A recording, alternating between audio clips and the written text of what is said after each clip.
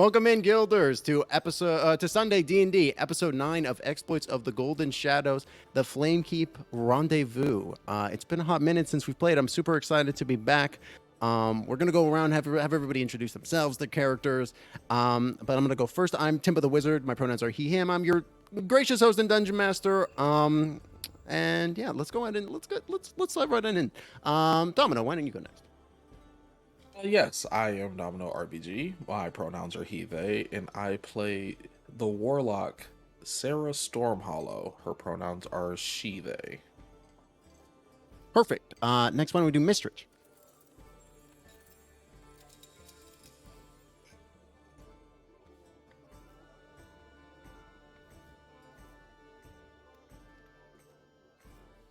Perfect. Let's do Galaxy. I'm Jess or Galaxy, either or. My pronouns are they, them, and I am playing Melu Goodsong, and their pronouns are also they, them. Perfect. And I think Raichkyu had just briefly stepped away, but we'll go ahead and have her introduce herself. Here. Oh, she's back. Perfect. Raich, why don't you go ahead? Meow. Right meow. I'm Raichkyu. I messed up my subtitles. My pronouns are sheer. So are Ellida's. She's Wild Magic Sorcerer. You can find me at twitch.tv/Raichkyu. I stream Thursday, Fridays, and Saturday. Perfect. Give me 1 second. I'll go ahead and push you the right things for your captions. Thank you. I just came back and was worries. like, shit. No worries. While we get that sorted, who wants to go ahead and do the recap of what happened a full month ago at this point? I will allow multiple. A very rude thing to do. I recognize that. I will go ahead and say that multiple people can do this, and they'll all get inspiration for it. So it could be a group effort.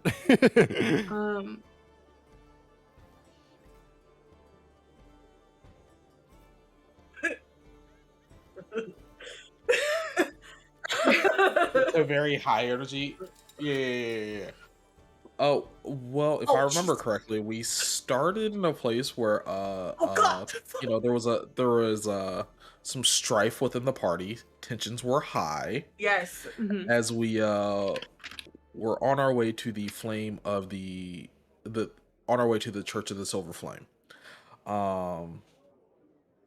After which, we noticed there was this weird statue that was crying, and it reacted to stimuli. That was weird. Ellida was Ellida, and she claimed to be. Not only did she claim to have dreams from a silver flame, it evolved into her just having a full-on possession. Which it worked. It did work. Right. It did. And everyone went along with it and helped out in their own way. Melu was a sneaky little PogChamp. For once. Somehow the cleric was being sneaky that whole time. There was just so much commotion, and we got a lady freed from the statue, because surprise, the statue wasn't a statue, it was a whole ass person that's just been preserved for how long, like hundreds of years.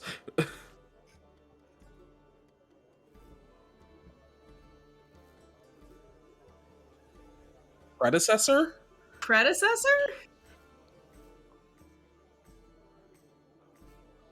yeah. Yes, that happens. I'm being told that Mystrich, apparently you're not coming through to the stream. You might be muted. Oh. And cool. And Raich, I posted into the back channel both images for the captions. Testing 1 2 3. Okay, perfect. Perfect. I did the first part, and I'm working on the second. Yeah, I'm gonna go ahead and vote. Since it's been a month, everything on my computer switched to default mics, and I heard a lot of people had that happen to them, so it switched in this too, and I've just never switched it back. Yeah, we're shaking the rust off here, but I think we're doing wonderfully, to be honest. We're doing great. Yeah, I think Is there? That's pretty. I think that's pretty sufficient. Does anybody have anything more they want to tack on? To what happened? So just we that miss we anything? are now Trying to think. heading to Flamekeep, which is the capital Correct. city of Thane, which is like where the Silver Flame is, in the hopes of oh, sorry, Raich. Your subtitles, make sure that they are aligned to the right side. Right now. Oh yeah, sorry. Oh my God. Jesus. Sorry, those are from my There settings. we My go. apologies. You're good. There you go. Oh, right. Also, somebody may have gone to get in touch with her patron. That's a thing that happened too. That also happened. Yes. Yes. Also, another thing that happened was Ellida had Melu contact her former lover from the cult who disappeared, and we found out that she is under the she's being kept by the Dragonmark cult. And yeah. Oh, right, and we were coming up Yeah. with a plot to trick them to get her, right? Yes. Mm-hmm. Yes, We did almost forget that. We were trying to come up with the B plot for our A plot Yeah. Yes. because Yeah, all we and have it- is and- plot. And there had been that like minor reveal at the end of the last session too, where where Ellida had revealed that she had been given a sending stone by the intimidating brother Bobby as well. In the off chance that they do get the idol, that they can make a trade for Ellida's lover's life. And okay, excellent. I think everybody go ahead and take an inspiration for that. It's a group effort. Beautiful. Okay, great. So let's go ahead and dive in. So it's been about a day or so of travel. As fast as an airship is, as fast as the inspiration is, it's still limited to air resistance and other things of the sort. So you guys have been traveling. It takes a few days to get to it's taken a few days to get to Flamekeep. So y'all are having a little bit of downtime on the ship as you are heading there. So y'all rest up and you sleep in late, and you make sure to get some good rest. So everybody make sure you take a long rest. Everybody gets healed up to full. All your spell slots come back and all that stuff. And yeah, let me go ahead and just drop us into this airship scene. Let's go.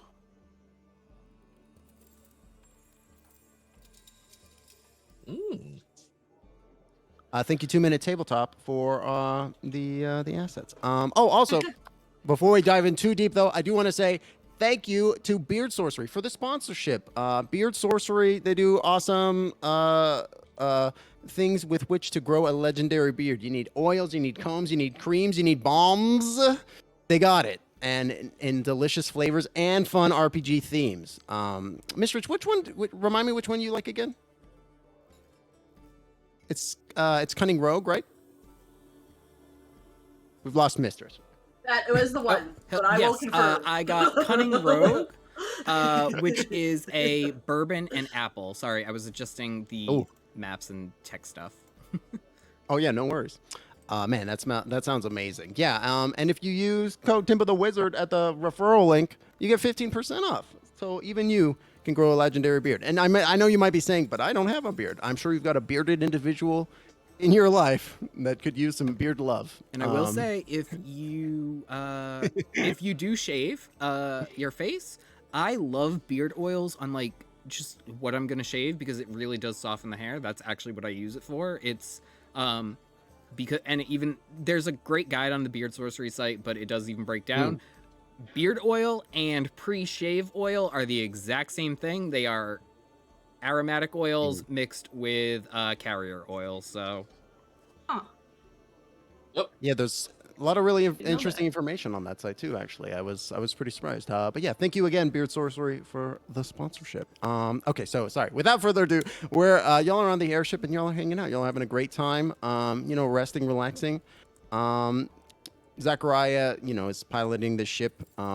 He has not he's been like taking the minimum amount of time that he needs to rest in order to be able to get y'all to Flamekeep as basically as fast as possible. So he looks tired. You see Amelia, she brings him like a cup of a dark steaming liquid, which he gratefully accepts and sips. Do you need to take a break? I can take over if you want.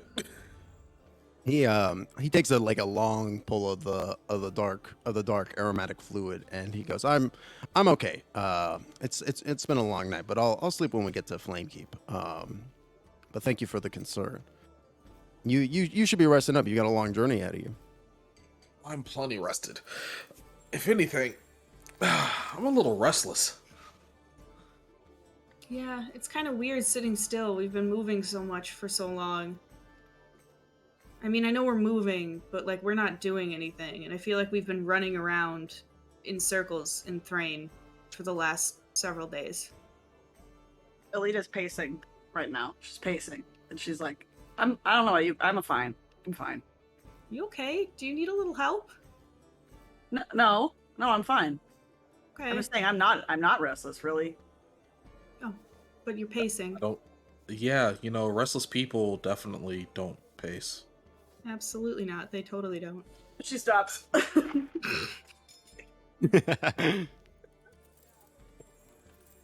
What about you, Brennard? I'm still thinking about how we might be able to make this work with the dragon idols, and he's kind of been sketching things probably down in like a notebook and writing down some ideas he has. Do you have a solid idea of what we could do to try and get Ellida's friend back? I think I might be able to make a pretty convincing fake. We know that they must be tracking us with magic somehow, so I'm gonna have to be able to cover that up, but I might be able to do it and make something else look like that object, assuming we can get something crafted in time that looks close enough. Ellida looks over Brainer's shoulder at the paper. There's all sorts of like mathematical notes, calculations, measurements, and like a sketch of the dragon shard. The quadratic formula's there for some reason. Just stares at it. She's like, "Yeah, looks good." Melu just looks over his shoulder and goes, I have no idea what any of that means. Oh, it's basic mathematical calculus. What is math? It's when you take two numbers and make them work together to make magic.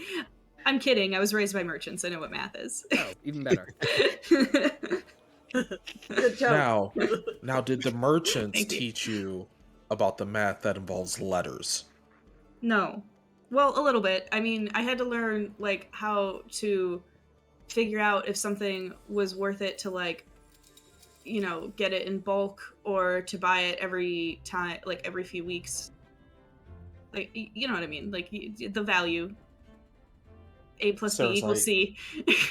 There's just like, yes, the difference between probability and statistics and calculus in discrete math.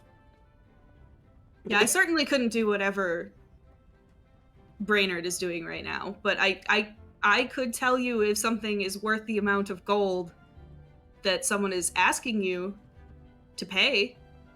The next time we need something appraised, I know a little to bit. you. Mostly food items, so that's a different conversation. I think the other part of our plan will probably involve a bit of combat. And I think we've gelled pretty well so far over our missions. But I think in order to get a better understanding of what we're all capable of, what about a friendly sparring match? Like a little bit of training? Sure. You wanna spar on the ship? Yeah, it'll be fine. Okay. When you say spar, do you mean hand to hand exclusively? I mean, I can pretty much patch up anything that happens. So I mean, so can I. So, exactly, we're fine. how many, Timbo, how many days do we have until we are in Flamekeep? Do we know? You have another full like this. This is like the middle of your trip. You have like this full day, and then you'll be arriving in the morning. All right. And Well- where was it that they wanted us to meet with, to like do the trade-off for Ellida's friend? Wasn't that like somewhere near here? We actually don't know. Oh, We don't. Yeah, we don't know. We do not. We don't have a even know that location. she's there. Yeah, so we would have to probably ask her to see if she's there through Melu. oh, I thought Right, they made his- an offer to trade. They did, but they did not say when. They wanted Ellida to use Sending Stone to Oh. call Brother Bobby and them to summon them, and then they said when they get the Dragon Idol, then they'll let Viola go. Gotcha. Yeah, they basically said that they will show up with Viola and make a trade for the idol, whenever that becomes relevant. Initially, the offer, though, I will say, was for they were asking about like I think the second idol that y'all had, that ended up getting lost to the Astral Sea. Yeah, that's their fault. So, that's It on them. is their fault. That's true. Well, we've got another day's travel, so if we train a little bit, we could rest afterwards. I don't think it would be a bad idea. Maybe work on some Cera. new techniques. Yeah. Cera gets up and stretches.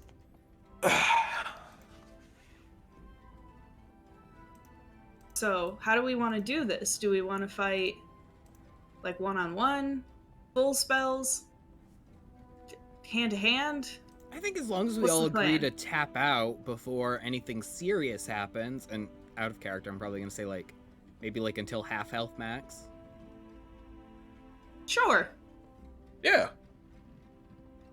Yeah. I would also say that you can choose to deal non-lethal damage with spells as well. Oh, okay. That makes Oh, sense. Yeah. that's perfect. Because you can deal non-lethal damage with weapons like at any time, Right. but with spells, Right. yeah. Which I always like that. I like the idea that you should be able to deal non-lethal damage with spells because you can do it with a weapon. Like I don't know it. I I always guess it thought makes that a was little fine. sense. Just like, how am I gonna do non-lethal fireball? I know. Yeah. That's I was true. about to say, at least Eldritch Blast, you can kind of explain it away. It's like it is a concussive force, so like, yeah. Right. You know, it depends on the spell, probably. Yeah, like it'd be fucked up if I just trapped everybody within a sphere of hunger of Hadar. It's like I can't really make that non-lethal. Yeah, that's a good point. Same with like So it summoning kills like a my demon party. or something, right? Yeah. Yeah. What was that, Rach? I completely forgot what I just said. And Okay, what my fair. captions say don't make any sense. So. I think you said something akin to like TPKing the party or something like killing the Yeah, party. it's like, oops, I accidentally killed the entire party. Yeah, that was Oh it. yeah, you know, let me just get my revenge real quick. It's fine. Oops. And that's my story. That's how it came to a close. So what are we Thank doing? you all for Teams, watching us. one-on-one, free-for-all? Free for all. Free for all. Okay. You want me to pitch like magic to you and then you have to like defend yourself? She creates like a fireball in her hand. That's not a bad idea.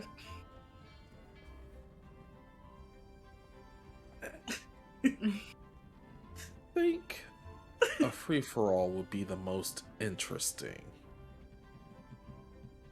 Okay. So we're all fighting each other. Mm-hmm. All right, this can't go wrong at all. While they're talking, like the usual thing happens whenever Cera summons her weapon, where there's just like this tear in reality. But instead of just like grabbing one hand into it and pulling out her rapier, she shoves both hands into this tear and just pulls out this great big onyx greatsword. Hell yeah. Brennard is gonna take off his bandana and kind of like wring it out a little bit, and I'm gonna use enhance ability on it and give myself Fox's Cunning. Or sorry, no, you know what? Right. That's Intelligence. What's the one I want? Bear's Endurance. Nice. Ooh. For plus 2d6 temp HP. I have nothing useful I can use ahead of time besides Fairy Fire.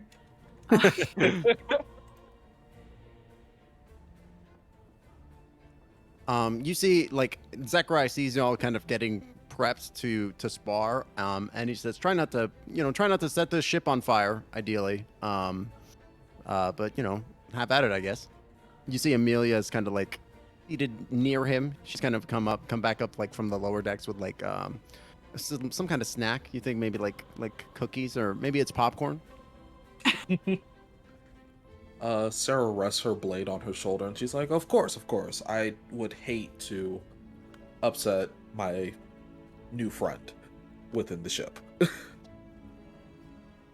I think that through a semi-empathic connection, just from being so close to the ship at this point, Sarah, you feel like, I think, appreciation probably radiating out from it. It'll be fine. Yeah, this will be great. This is a good idea. Good way to blow off some Amazing. steam, too. On that Oh, note, I like it, though. can everyone make a charisma saving throw?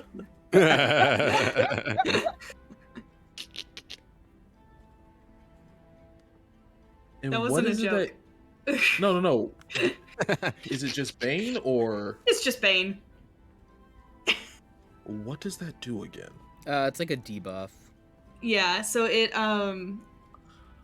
they must roll a d4 and subtract the number rolled from the attack roll or saving throw. All right. But that's if you fail. Me and Ellida both failed. Okay. Ooh, all of us failed. Yes! Incredible. Also failed. I managed to I get mean- Dom. You can use your inspiration if you want. I'm shook.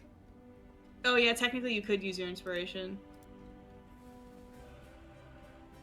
Wait, what happens to Okay, us? great. So we have a minus 1d4 from all attack rolls and saving throws. Yeah. Oh, And that lasts for 1 minute. Yes. Cool. Okay, great. Yeah, so Melu cast this on y'all as y'all are kind of grouped together as like one last gotcha before. Why don't y'all move to the edges, like here, or maybe here, Edges. Okay. like the edges of the ship. Perfect. And then everybody go and roll initiative. I needed that boost because my initiative is bad. Oh no! oh, Brennard with the 20. Yeah. Oh boy. Nice. Go Brennard. oh! You got us to select our tokens, and Yeah, then we everybody- rolled, and then you guys. Good job, everybody. Alrighty, amazing. So y'all lumber to the side, and like I think y'all are kind of waiting for somebody to make the first move, and then Amelia, like, she yells, "Go!" And Brennard, he's the first to react. Brennard, what do you do? So I am going to pull out my arcane firearm, and I'm going to shoot my necrotic magic missile at Cera. Okay. And this is just magic missile. Yes. So let me. Okay, so that hits. Yeah, it's an Unless auto Sarah hit. uses shield. I don't have a shield. Sarah even you don't have shield? Okay. Then No. the energy lances out from your arcane firearm. What level are you casting it at? It's in the wand, so I think it just auto casts at 1. But That's true. You can also upcharge it with charges from the wand for an additional D4 +1 per charge. I believe that's how it works. I didn't write that down, but I'm just gonna use the 1 charge anyway. So that's 3 missiles. So that it. Oh wow! 1, 1, Wow. 1. No, You hate to see it. you do. Really, you do. Even when it's feel in a like- battle royale with your friends. I feel like the energy comes lancing in at Cera, right? And Cera, you're just quick enough to be able to lift this like new, like huge onyx greatsword in your way, and you're kind of like cutting the beams as it's coming at you. Because you've seen kind of Brennard do something like this before, but the energy is stronger than you anticipated, and it still bites through, dealing 7 points of necrotic to you. Yeah. Beautiful. Anything more for Brennard? No, I think that's about all. Fantastic. That makes it your turn, Cera. Okie dokie. So Cera is going to look at Brennard, and he's probably going to get this just like sinking pit in his stomach, this feeling of impending doom. And it's 100% because she just hexed him. Oh. And she just immediately like closes the distance between them, and she swings at him with her big old blade twice. Oof. Oh my god. Okay, 25 did. Oh, Yeah, first time. 25 on both of those will hit both times. Oh my god. So that's Wow. For a That's total of 26 damage. Okay. Huh. Minus 8, so then I take 18. Which This is concerning. It is concerning. With what 28 hit points, that's very concerning. right It with is. exactly 28.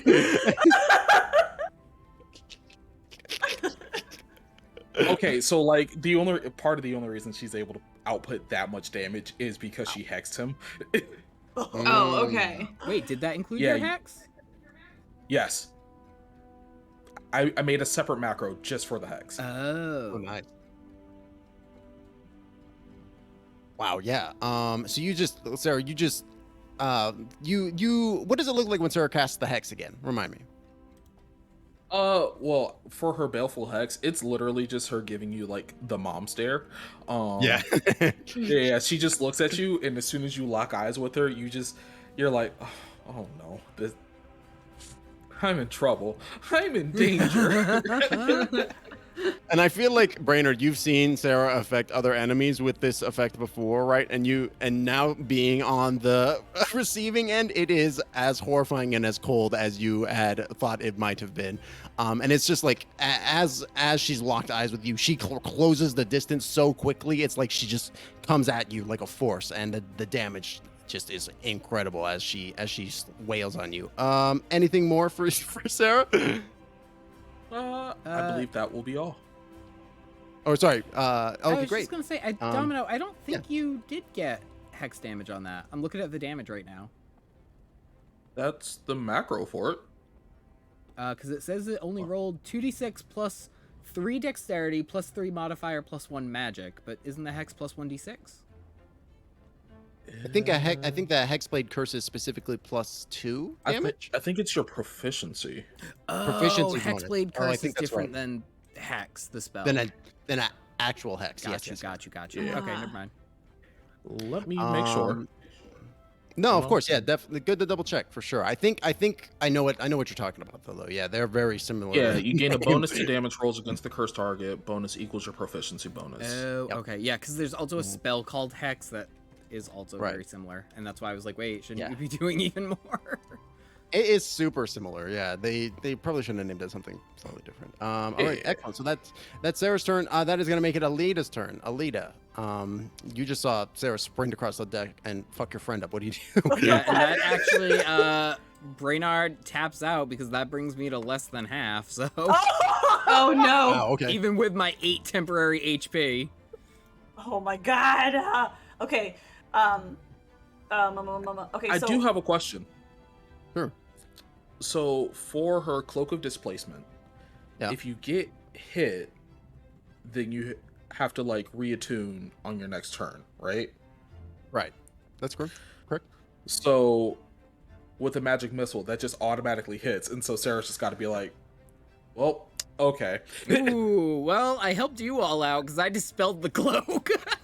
Oh, thank God. I think the cloak is only dispelled until the start of your next turn. Or until, hold on, I can't remember exactly. Hold on, let me Really, look it that up. seems But I like think that, insanely strong. yeah, it's good. I think, hold on, displacer cloak. If I remember correctly, because you just went, Cera, you have the cloak back active again because it reprocs at the beginning or the end of your turn, something like that. Yeah, until the start of While your you were next at the- turn. Wow. Yeah, so you're back. The Brennard had been briefly able to like hit the primary target of Cera and like dispel these shadows that she uses to cloak her movement and her actions. But as she moved across, like the shadows and the multi-Cera kind of remanifested around her, and she's back to being this kind of illusory, difficult target. Noted. Good question. So that is make it Ellida turns. Yeah, sorry. Can Keep I going. use fire? Or no? You can use anything. I mean, you use fire, just don't burn the ship down. Yeah, don't light the Okay. ship on fire. Okay, that's fine. Alright, okay, cool. I think Ellida, seeing Brennard get hit so instantly, I think Elida's like protective instinct suddenly rise up, and she just shoots a firebolt at Sarah. Excellent. Yeah, go ahead and roll the hit. It will be a disadvantage, but 19. That's gonna hit. Damn, for 19 points of Wow. fire damage too. Holy shit! Almost maximized. That is, yeah, that pretty much is maximized. Wow. Holy shit. Yeah, just the protective instinct like glows, and you like seeing Brennard get hit so viscerally. You just like the light beams like a ray of bright energy from your hand and just cuts into Cera, dealing that 19 fire. Wow. Anything more, or did Cera have a reaction? Well, with the damage that Brennard had did to her, that is going to take her below half. Okay. Oh Wow. boy. Does Cera tap?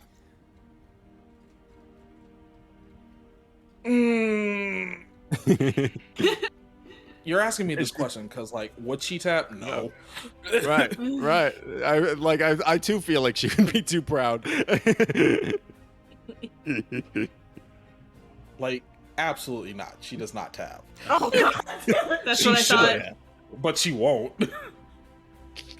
Amazing. I love it. Man, you already have inspiration, don't you? I would tell you to take it if you did it. Yeah, I do already have inspiration. That's real good. I like that a lot. Anything more for Ellida? No. All right. That's going to make it Melu. Okay, quick question, Timbo. Remind me Yeah. if you do the thing where you can cast both a spell and a cantrip on the same turn. Yeah. As Okay. long as, like, if the spell is like a bonus action or a reaction or what have you, and then Cool, you cool, can cool, cast cool, a cool, cantrip cool, with cool, your cool. name. Seeing this happen, Melu comes right here, and they are going to drop their spiritual weapon right Nice. here. Oh, right onto Ellida. Yeah, sorry, Ellida. That's fine. And I get to try and hit with that because I just cast it. I'm casting it at 3rd level, by the way. Oh!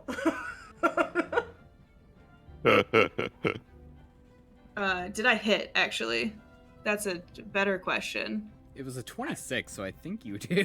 Yeah, I mean, her armor class is Oh, 14. okay. Sorry, I think I rolled damage twice on accident. So you take 7 force damage from, and also I make it look like Sarah's sword because I'm hilarious. Oh, nice. This time. Got a my little God. trickster on her hands. Yeah. And in the moment, I then, Sarah, can you make a dex saving throw Sure. for me? What's my DC? 16. All right. What's up? Beats it. Okay, so Sacred Flame misses, but I did hit Ellida, so.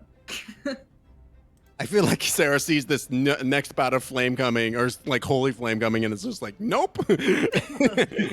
So Melu, I just want to let you know because I looked at spiritual weapons since you only rolled the 1d8. It doesn't look like you get anything for 3rd level casting it. Because the Wait, really? damage, yeah, the damage goes up every 2 levels above 2nd. Oh, okay. So Oh. can I go Correct back on and that. say I cast that on Yeah. second? Okay. Yeah, that's fine. What a weird one. Is I she- don't think any other spell That is says weird. that. That's Yeah, so that's wild. weird. For 2 levels. Odd. That's Yeah, so that's strange. fine. Anyway, Don't worry about it. that's it. That's all. All right. Excellent. So I'm gonna go ahead. So that would put it to Brennard, but he's tapped out. So that just puts us to Cera. Oops, I pushed us too far. Hold on. Back to Cera. There we go. Alrighty.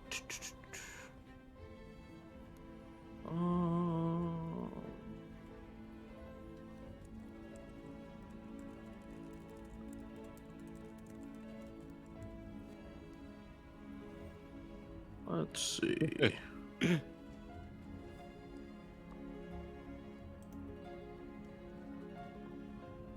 Who's she coming for? Why do you guys sound that's a so real nervous? Because I want to win. I want Let's to win go. D&D. Also, I don't want you to get knocked out. Also that. I mean, how often do you have a chance to win D&D? Yeah. This is, that's so true. So true, bestie.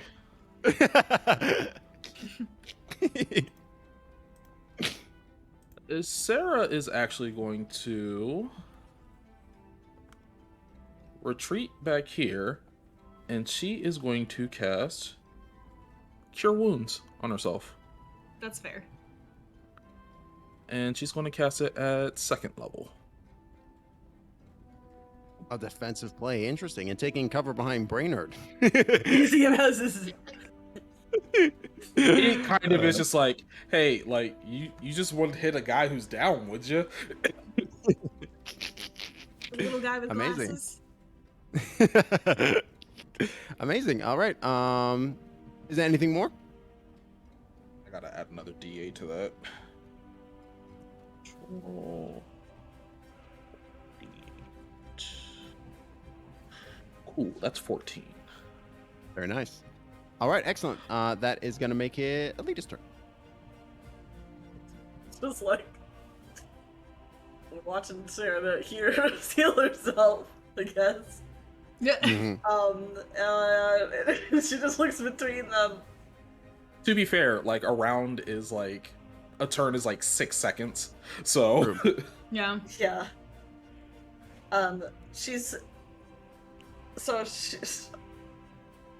I mean, I think she's just gonna try it again at Sarah.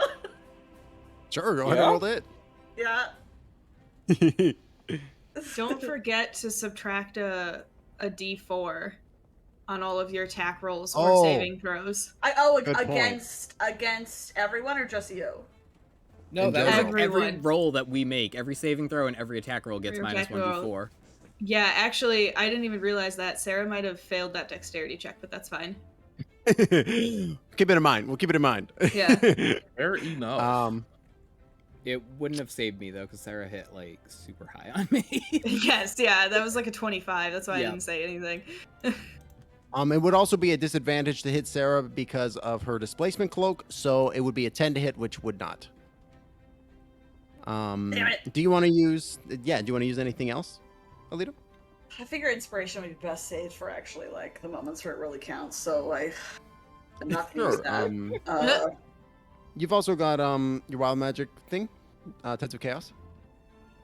Yeah, but that seems like it would also be probably better used. Well, we're not going to arrive for another day, so anything that recharges Yeah, on a like- long rest, you can use up. Yeah. Yeah. Oh, really? Yeah. Yeah. That's why I asked before we started doing this. Oh. Yeah, just go all out. Just go for it. Okay, in that case. Yeah, do the Tides of Chaos then. Or don't you Great, have some of your meta magics? Don't you have like a reroll one? They're not Tides, hold on. I gotta reacquaint myself. I forgot everything. Tides of Chaos does give you a reroll, but you might have Yeah. another one that I thought gives you had that the lets you meta as magic well. that lets you reroll too. I have It's definitely possible. when Seeking spell? no. Okay, I thought you had that one for some reason. Maybe a sorcerer in another game I played. I'm starting to get D&D blur. Oh no. I can.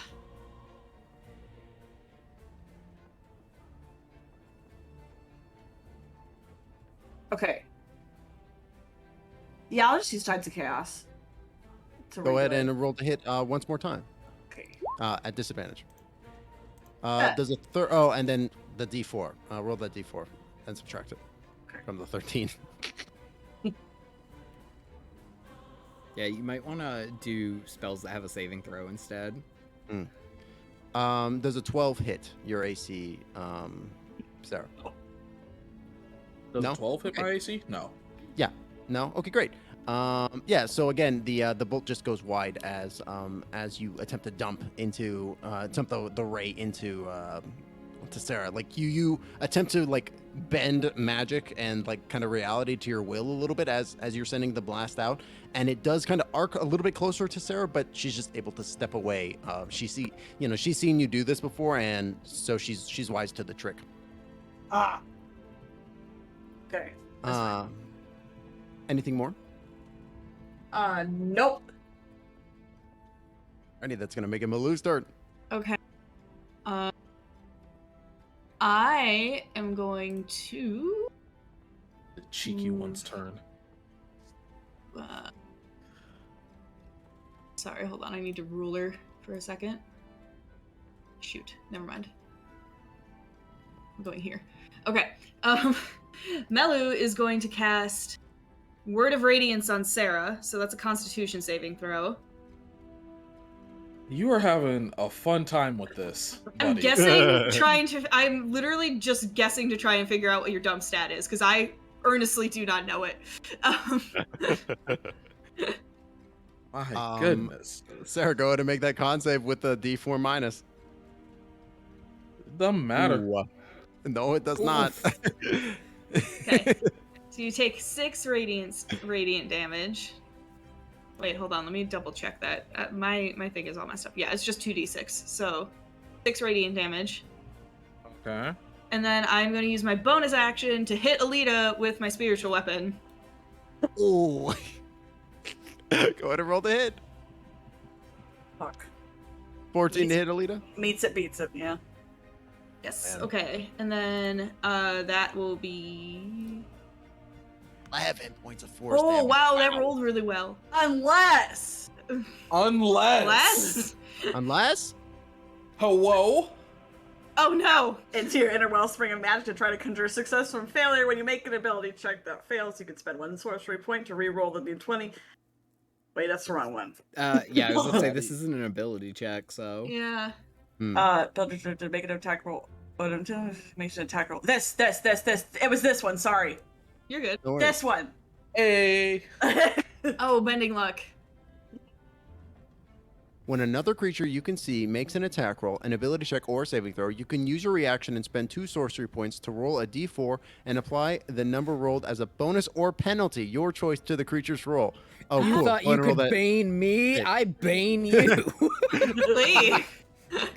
You have Bane at home. Bane at home. Good luck. Go ahead and roll that d4. Wait, Okay. I mean, either way, it was meeting it, right? So Yeah. even one So will no matter work. what. Yeah. Perfect. Nice. Let's go. I love it. Melu is that's awesome. frustrated. Ellida, what does it look like when you bend luck to prevent this spiritual weapon from hitting you?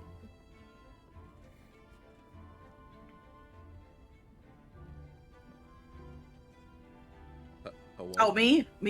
Yes. Me. Mhm. Fucking trying to math in my head. Sorry. So, she's just going to, what she's gonna do is very, very dramatic. For that spiritual weapon, I'm assuming it takes the form of a weapon. does it It's not? a sword right now, yeah. Right. Yeah, it looks identical to Sarah's sword. Sarah's sword. Being sass. She's gonna focus on the sword, and it's going to turn around. The sword is just going to flip around, and hit and completely miss her. Like the sword just goes opposite ways, right before it hits her. Nice. I love it. Yeah, like I'm almost picturing like it just gets like it almost gets like shunted away from you, like as it's about to hit you, like you like are just kind of like you're ready for it, and just at the last moment it just collides on something. You're not even sure what, and it just like dashes to the side and into the deck of the ship, like cutting a divot into the ground. Yeah. Awesome. Yep. Man, so that would have been so that was a reaction that Ellida had. So Melu, is there anything more? I'm gonna move. I moved one. Move this way. Excellent. Alrighty. Yeah. That's gonna make it Sarah's turn. Before that, just because I was on 20, I want to Yeah. move here. Oh, sure. Um, and also, because since Sarah's cheating by staying in, I'm gonna cast Fairy Fire on Sarah to get rid of her cloak. Oh, wow. Okay. Wow, I love it. Yeah. Okay. That's gonna be a charisma save from Sarah, right? I believe so. Just double checking what type of save it is. Is Sarah about to Sorry, counterspell? it's the a Fairy Fire? dexterity saving throw. Dex save. What level spell is that? Fairy Fire, I think first. That is a first level spell. Yeah, I'm gonna counterspell that. Let's see, counterspell. If it's third or spell lower, failed. it just fails and has no effect. All right. Wow. Yeah, And I didn't realize Counterspell's great. counterspell was. That's real good. Yeah. That's better than I thought it was, to be honest. Yes. So basically, Sarah says no. I see you over there. Amazing. All right. So I'll go ahead. That makes it Sarah's turn. Sarah does, however, have this grin on her face. Oh, no. She is very much just enjoying herself. This is a good time. So she's going to blow a kiss, and as you know, this is her signature for casting her Eldritch Blast. However, like as like the energy forms into a heart and arcs out, you see it cracks and it splits into two separate beams. One goes at Ellida and the other goes at Melu. Jesus fucking Christ! Oh no. Ooh! Oh my God! god, these rolls, 25 and then a Dom. 22. Holy shit! Let Neither me of roll my those- d4s. Yeah. D4. Yeah. True. Not gonna help, but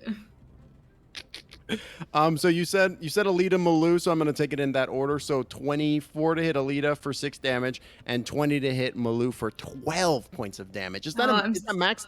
Wow. I'll take it. It's fine. It's that agonizing blast. Oh, that's yep. Damn. Melu, are you above half health? Yes. Okay. Yeah. Ellida, are you above half health? Ellida, are you above half health?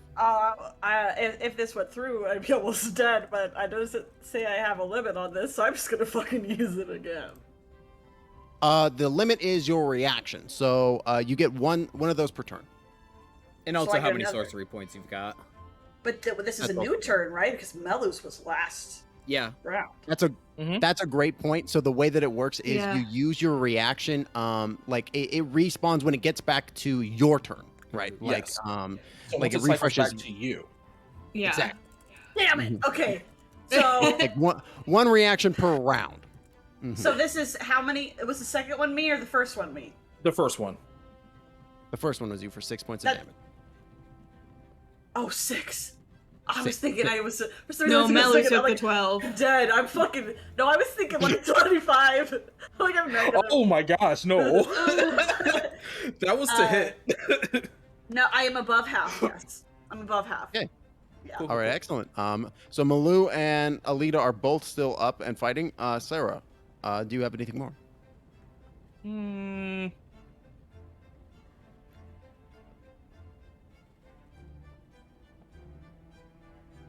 Yeah, we're just gonna Oh god. scooch right on over here. Oh no. Why are you nervous? Why are you nervous? Because I am I feel like you're coming for me. Amazing. All right, that's gonna make it Elida's turn. Okay. So also, Ellida, now you could do your Ben Luck thing again. Yes. Perfect. All right. Anyway. We're gonna. I'm gonna activate Radiant Soul, please. Sure. Oh my God. Wow. Okay. Yeah. So Ellida like goes into like a crouched position briefly on one knee, and as she does so, radiant, illustrious wings, incorporeal in nature, just sprout and bloom from her back, and they begin to flap slowly, and she takes off into the air. Holy shit. Roofless? Dude, is this a roofless skyship? Like an actual, like there's no ceiling, is there? Yeah. No, No. you all are in the sky. However, you're gonna have to keep up with the airship now. I'm gonna, to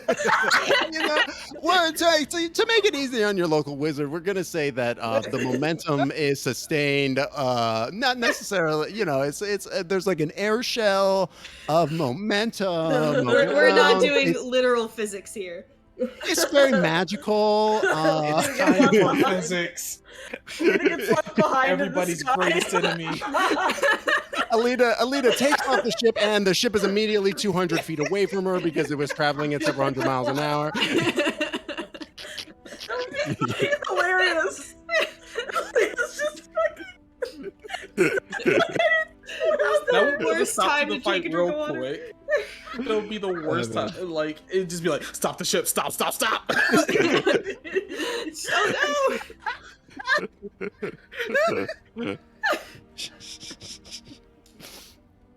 Oh Oh man. Amazing. So yeah, Alida, you are holding aloft in the air. That was a bonus action, right? Bonus action. Nice. Is that a bonus action? Yeah. So you still got your main action. You still got movement. Okay. I'm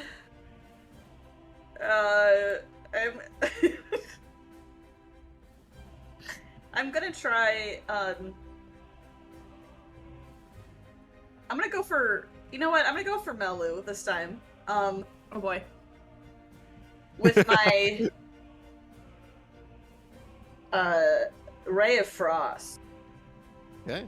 Okay. and then I would deal an extra 1d4 damage. But then that would also subtract the 1d4. Okay, whatever. I'm gonna do this first. It didn't work. Never mind. Natural one, unfortunately, Yeah. it's like it would not. Though you You hate could, to if you see it. wanted, you could twin spell it, so you would get another ray of frost. It wouldn't be able to target Melu, but you could target Cera instead if you wanted. Absolutely. True. Sure, I'm not sure how many sorcery points that is, but it does have some kind of cost. But yeah, go in and roll to hit Cera. I think Cera has not been hit yet, so it will be at disadvantage because of her displacer cloak. Oh, Ooh. Nat 20. It's 14 still hit. at disadvantage, however. It would still be at disadvantage, yes. And it would have the minus D4, so go in and roll that D4 Yeah. Bane as well, Alida. but I think Sarah has higher than 13 AC. Yeah. Sarah Yeah. does. Okay, so unfortunately, like even with the twinning, from the air, the bolts go the ice bolts go wide. Right, So don't that would you have been have action. any spells that take like a saving throw? Probably. I don't remember. I'm looking Well, at because them. you have a penalty to attack rolls, but Sarah has a penalty to saving throws, so that's gonna be True. that'll be easy because that means you don't have a penalty and Sarah does. I mean,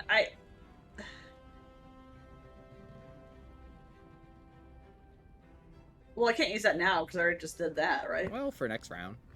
It's true, but like I'll yeah, look next at it. round. I'll look if I survive. I'll look at it. If I If I survive. So you still okay? So you've used your action, you've used your bonus action, you still have your reaction, and you have your movement of flight. You can fly around the deck. Okay, then I'm gonna fly. I'm gonna fly over here. Perfect. And I will say that you, whatever, like you fly that direction, and then you fly you're like flying at an angle, so like you're 30 feet up in the air too. Okay. All right. Excellent. All right, that is going to make it Melu's turn. Okay. There are things that I would really like to do, but I'm gonna do the more logical thing, I think. For I'm now. in danger. 10. Just waiting Right. for you to like run up and try to shove Cera off the edge. No! Right? Just Trying to kill like my kill Cera friend. immediately. I will need Cera to make a wisdom saving throw, though. You have got to be kidding me. A lot of Child, saving what throw is spells. This is Spirit Guardians. Shit. You all That'll be at a encouraged minus- me. That'll be at a minus D4 as well. Yeah. My goodness. And this is a 10-foot radiant, a 15-foot sphere. Oh, perfect.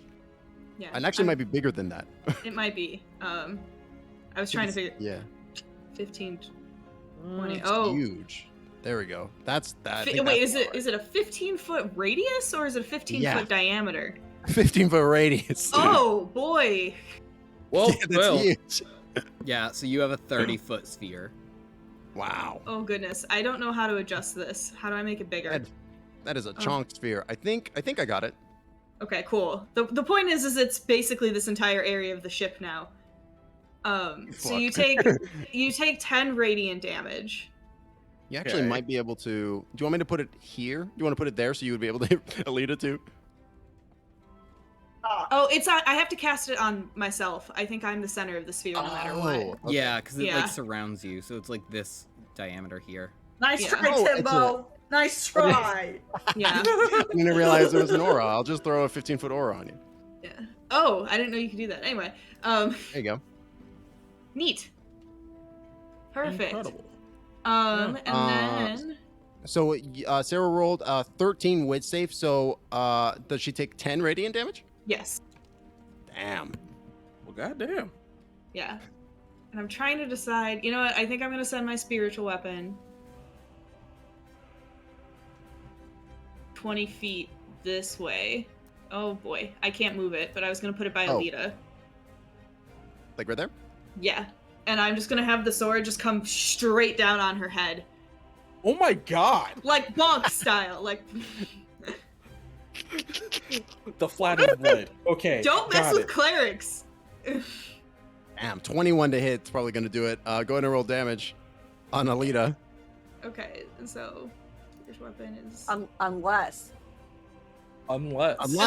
unless you wanna bend luck.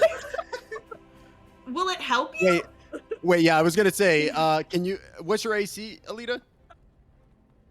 Because if it's less than if it's 17 or less, it doesn't matter. Yeah, it is. Okay. Okay, so there really wouldn't be a point to that if you wanted to hold on to that. You can retcon. That's fine. Oh, wait. Wait. You do six. What? You take 6 force damage. Yeah, you would just take the 6 force. You Oh, take wait. 6 bonk damage. Wait, why Um, doesn't it work? Because Um, I rolled a 21, and all that does is subtract up to 4 from that 21. So if your AC is less than 17, Oh, that's there's no true. way. Duh. Okay, got it. I understand. no problem. So I get 6. Yeah, you take 6 force damage. All right. Well, I'm out. Bonk. Okay, so you're below half. Do you tap? It's up to you. You don't have to tap if you don't want to. Honor system. It's not even an honor system. Like, I mean, like 100%. If you ask Cera, it's like, hey, like you didn't tap. It's like, no, I didn't. I'm here to see this through to the end. Oh, okay.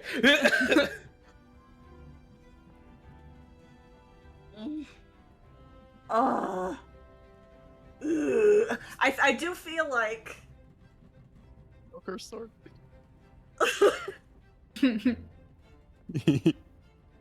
Ellida seems pretty competitive once she gets going. Yeah, I She think does. I think She's so, super and I loud. think I think that's just also got a good habit of trying to prove herself. So I think that she will stay in. And we've already established she's somewhat of a compulsive liar. Yeah. Oh yeah. Yeah, her defense mechanism once she's stressed is just to lie. A lot openly. It's just a flesh wound. I'm fine. You're Your arm missing is an missing. arm. I'm Oh, man. okay. Amazing. Okay, excellent. So yeah, this blow comes in on Ellida, but she's not. It hurts her, but she's not tapping out. Anything more for Melu? No, that's it. All right, amazing. That is going to put us at the top of the round with Cera. Hey, Sarah, make a wisdom saving throw because it's the start of your turn and you're in my affected area. Ooh, nasty. Yeah. Man, it's at a minus D4. We have fun here. Damn, I'm going to that's use good. my inspiration on that. Okay, go ahead and reroll the whiz.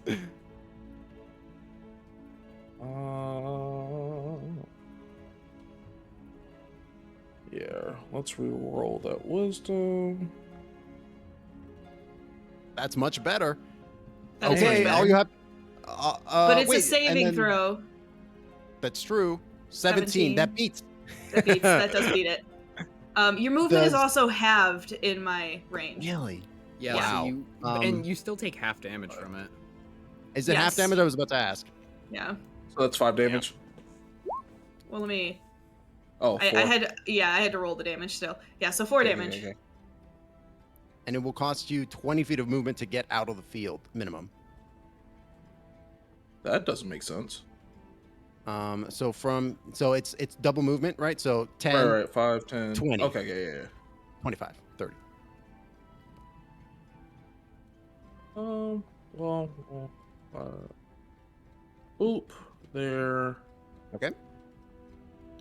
And Wait, hold on. Did I roll? I rolled my spiritual weapon damage. I apologize. Instead of my spirit guardian's damage.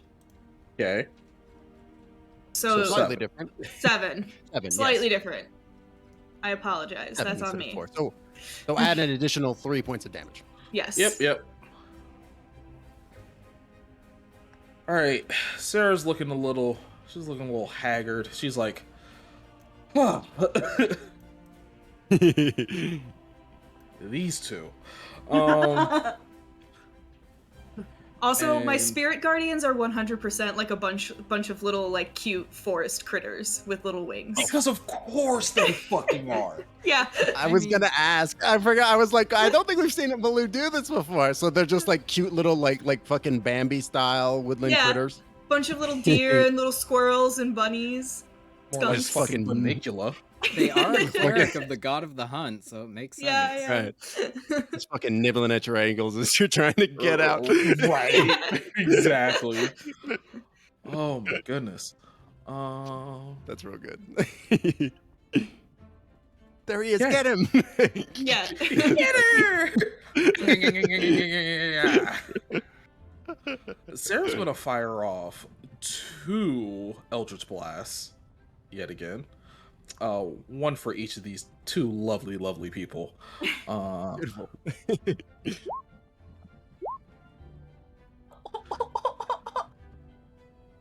So Hold on. Never a Uh, nat 20. minus the D4. Yeah. And so also Melu, quick question: is Spirit Guardians concentration? It is. Okay. We'll just do it in the same order that we did before. So a 17 to hit Ellida for 10 points of force damage, and 19 to hit Melu for 6 points of force damage. Okay. Where's the 4 subtracted from? The attack or the hit? It's That's just a hit. from just to hit. So it would be a 17 to hit your AC. This would be a great opportunity to use the Ben Luck thing. Bad luck!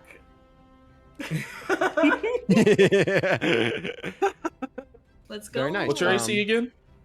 14. 14. So you have to Oh, if you- roll A 4. You gotta roll it. Yeah. Yeah, 4. It's worth the shot though. Oh. Just almost. So close. Wait, because if it's 17 minus 4, then it. Wait, meets it, beats it. Fuck. Yeah, -3. It's So you feel- on the other side.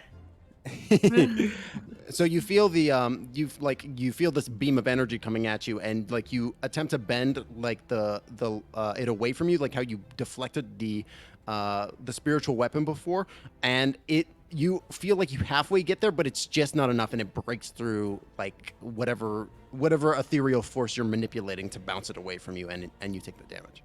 So that's 10 damage. That's 10 10 damage. total damage. I am at -1, everybody. Ellida drops as the bolt. courses It's into her. non-lethal.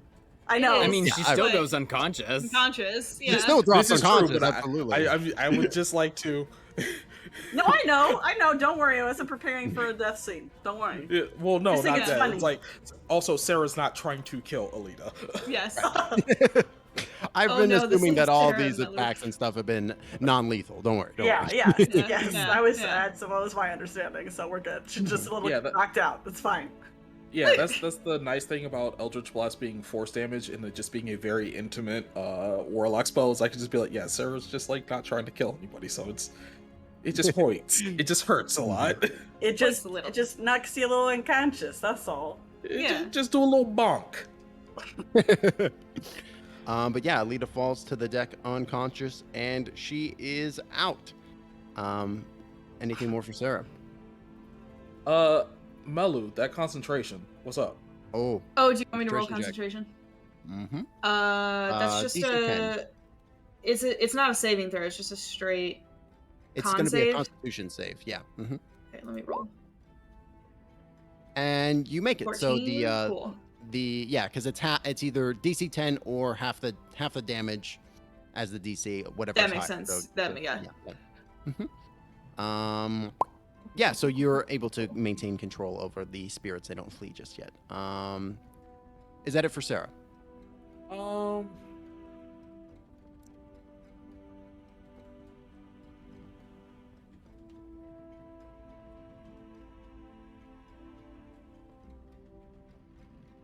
Sarah sees the writing on the wall, and she taps. Oh. Wow. Wow, okay. Yeah, Sarah taps out. You see like a little bit of a look of surprise between Zachariah and Amelia, and then you see a small sack of gold exchanged between the two of them. You see Zachariah handing it to her. Aw. Melu immediately is like, yes, I won. All of their spirit Sarah's- guardians are doing a little dance.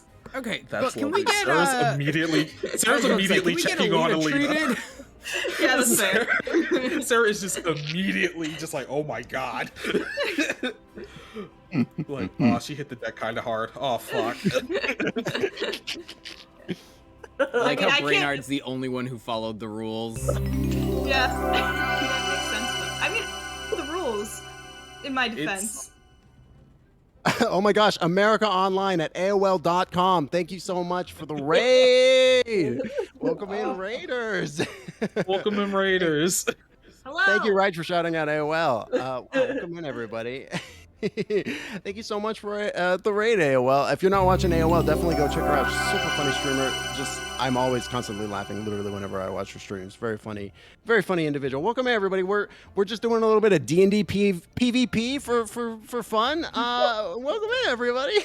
y'all just joined at the perfect time. Thank you, Fairy my mysterious angeless for the follow. Appreciate it. Welcome in. But yeah, Melu had just claimed victory supreme over the rest of the crew. Early. Gone? What? No.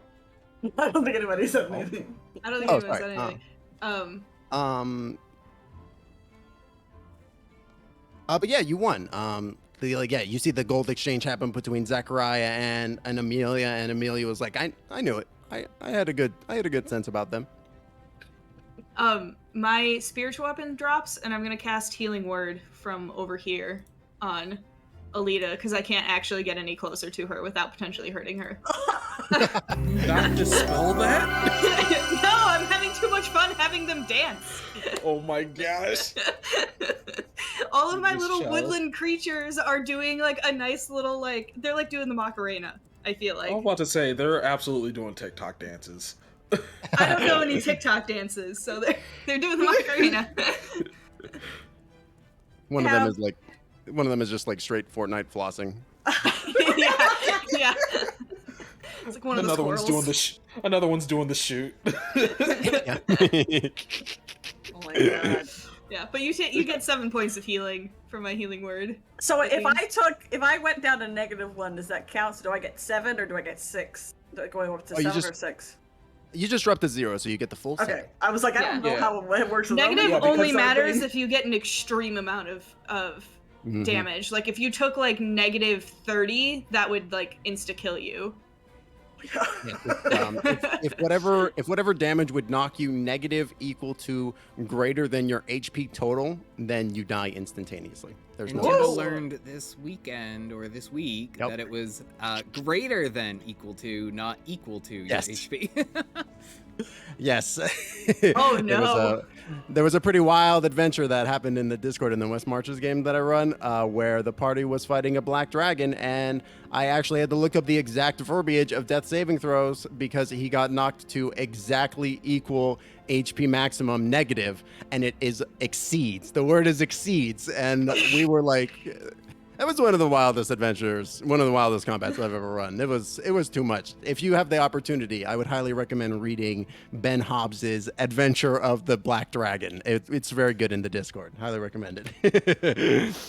100% could have pushed like that, but also Cera had 11 HP and Yeah, it was close. Yeah.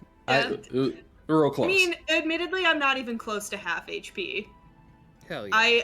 Half HP for me is 26, and I'm at 33 right now. No one wanted to yeah, hit the I baby. still feel like if I had hit you with a double Eldritch Blast, that could have You couldn't, Could've yeah, remedied that. yeah. Melu probably would have kept going though. exactly. They are alike. But They- yeah, They were determined. Sarah just kind of like lightly taps Elida's cheek, like, "Hey, Hey. great job, you." What's up? Because of finger guns. We were supposed to tap out when we got too serious, and Brennard's looking at her, disappointed. Well, the too serious mark is kind of like, it's kind of vague, So it's like what is too serious? You don't really know, So it's like, I can do a little more, and then Also, Brennard, I feel like you're the only person that was actually going to abide by that rule. Life comes. Well, that seems stupid. I didn't want to lethally hurt friends. That's why you deal non-lethal damage. Also, ask Melu if they were going to tap out. I guarantee you no. No comment. As I said. But like Cera helps like sit Ellida up, and she's just like, just take your time, all right? Yeah. Melu is still having a dance party until the minute is up. Hell yeah. They deserve it. Really, really great job, everyone. But Ellida, Oh, it my lasts goodness. 10 minutes. Well, last 10 minutes? Wow, that's a Yeah, long no, dance party. they end the dance party after about a minute.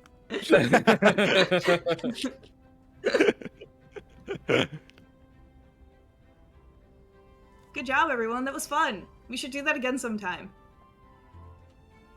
I Yeah. don't know if we should do that again sometime, because I feel like you may have painted a target on your back. Oh yeah. No. I didn't use inflict wounds on anybody. That could have been much worse. You got That's a like me- point. That's like me saying I didn't use chill touch on anybody. True. I mean, I but love- Sarah, I couldn't use a lot of my spells on you. It's also I like love me saying I Melu didn't over use here. Hunger of Hadar on you. I love Melu over here humble bragging. Well, I mean, I could have been a lot more nasty if I really wanted. Right, I like, don't think I they even could have been understand nasty. that it's. I don't think they even know. Like, I think they're being dead serious and totally genuine. Right. I I love was just it. sitting here like, I could have trapped you in like a shadow nightmare realm where some beast threatened to eat you, but I didn't. But she doesn't say that. Like, also, next time we could try it. I have a spell that can make everything dark. And we could try to do this in the darkness sometime. That would be fun. Melu, that's not fair. You and I have dark vision. Oh no, it's I- not that kind of darkness. I was gonna say I also have dark vision. Brandon, no, do you no. have dark vision? Can you see in the dark? I literally forget. I think I do, but I'm not 100%. I'm pretty sure I do. So the way I the do. darkness spells work, is it's magical darkness, so we cannot see through it even if we have dark vision.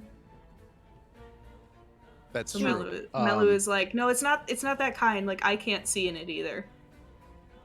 There is a minor caveat to the darkness spell, though.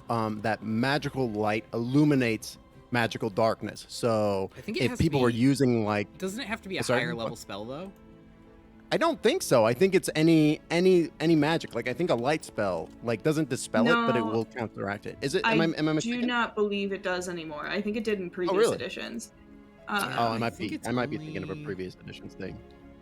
Yeah, a spell Uh, created by second level or lower, then that light is automatically dispelled. So it has to be a third level or higher Yeah. magic spell. It, That yeah, creates like light. Oh. yeah, like can be Okay. the light cantrip, but you have to cast it at like third level, basically. If you Oh, can that's do that, wild. I'm not sure if you can. Oh, I don't. That's interesting. I didn't realize that they had the level requirement associated with it. I must Yeah. be. Yeah, it must be like a lower level thing or a different edition thing. Yeah. Either way, but if we Hmm. wanted to next time, we could all go blind, and then we could just like spar. That would be interesting. I don't know. I think it would be fun. You want a blind spar? Sure, why not? That sounds like a choice. Melu's just into this. Melu's just like so hyped. They're feeling battle. They're just like, yes. They're like literally a holy knight, so I think they actually like genuinely enjoy like sparring and training. Like you don't become a holy knight by accident. Well, I mean they kind of did, but that's a I different was gonna say, conversation. didn't they become a knight by accident? It's true. It's very The true. fighting part, not so much. That part wasn't on accident. The spells and the magic, that was an accident. Oh my Cera god. looks at Melu and goes, really interesting strategy not deploying Facet, though. Well, I mean that seemed a little unfair. Like I thought this was about our abilities, not about this, magic items that we have. Your magic item is an ability that you have, isn't it? I mean, not really when you think about it. Like, if I handed that magic item over to you, you could deploy Facet. So it's not really my ability. But you can't necessarily cast Spirit Guardians because you don't have my abilities, right? Doesn't that? I gave you Facet. It's your ability. Alright, well. I didn't feel the need to crush you guys with it's an earth elemental, right? It is an earth elemental. Yeah. Yes, an earth elemental that takes the form of a crystal Yeah. elemental. Yes. Craig is being Sarah's- funky. Give me 1 second. I'm gonna get him out and kick him back in. Mhm. Do continue though. Sarah's like, for the better though. I'd really Now hate to fight recording. Facet. Yeah, she's so I like nice. Yeah, she's great. Seems mean to make them fight us. Yeah, I don't think she'd like that. No. We should have put bets. We should have had a pool for who won. And that just hit Clearly, me. someone already did. What? Zachariah and Amelia are just like you hear them bringing them up and they both simultaneously start whistling nonchalantly, feigning innocence. Ah, I see. I understand what happened now. My money probably would have been on either you or Brennard, but whew, Ellida made Ellida me froze. sweat. Yeah, I was actually a little concerned that Ellida was going to attack me. I feel like that would have gone really poorly. That was why I baited you guys. Oh. Oh. You can do a lot of damage, and also you like almost killed me that one time when you accidentally Oh. exploded a little bit.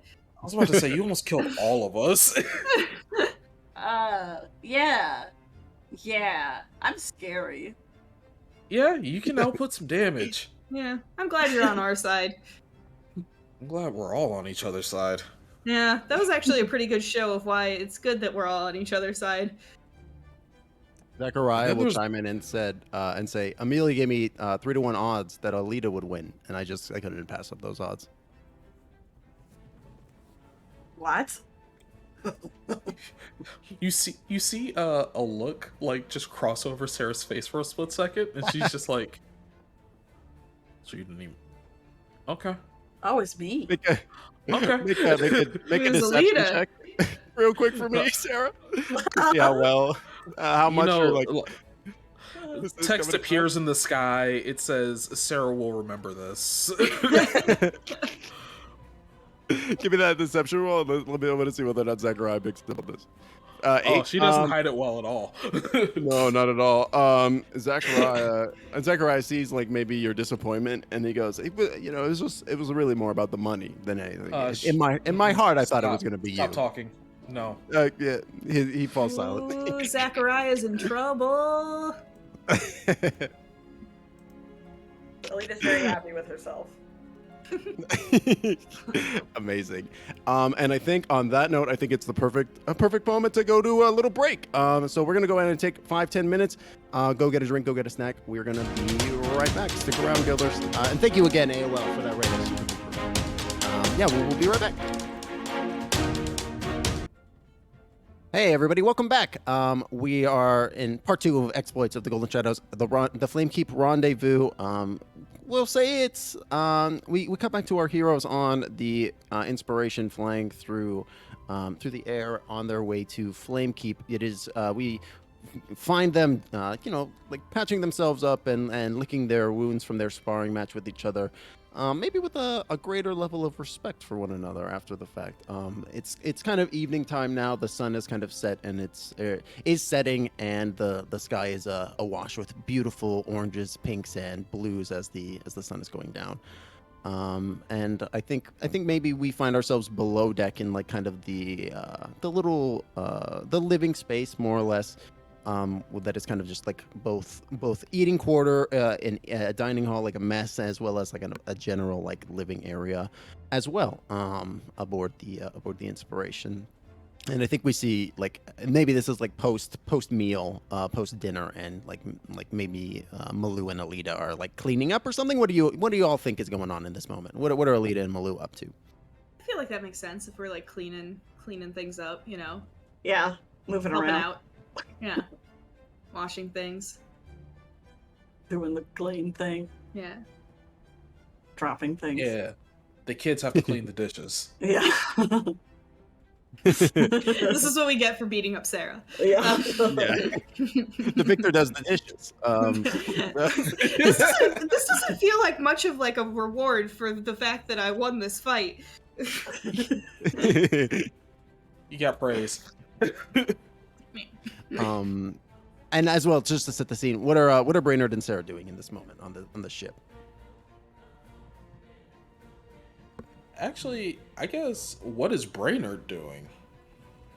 I think he's probably just relaxing after the fight. I don't think I had any big plans for the trip, really. Sure. I mean, I think it makes sense that like you're using this time to like you had mentioned at the beginning, right? That you're designing up specs and concepts and stuff for potentially like making a forgery dragon idol. Yeah, and I have wood carver's tools, so maybe I'm carving like a little, like Sure. chiseling something. Yeah, absolutely. Sarah's probably sitting with Brennard, nibbling on something sweet, like trying to bounce like ideas off of him, insofar as like, what kind of place they would try to scope out to try and trap them, to uh yeah, to like trap them, and it's like, should we just try and do a 2-in-1 and get Viola back, and then also uh give them this fake idol, slash maybe if we have a chance, should we try to take the fancy man out? just small talk. Yeah. Sure. I definitely think we should try and take him out as soon as possible. He seems to be sort of the key piece, if you will, like kind of hinging everything on that. I don't know. So he Well, definitely seems an important target if we come into another conflict. He definitely is, and the good and bad news is we'll definitely know when he's there, or at least I will.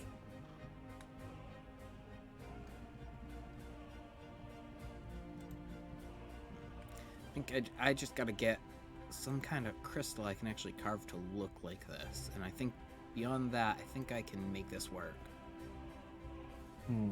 I think after today, though, I think I can get with Melu, and we can come up with a little something to, at the very least, maybe incapacitate him for a while.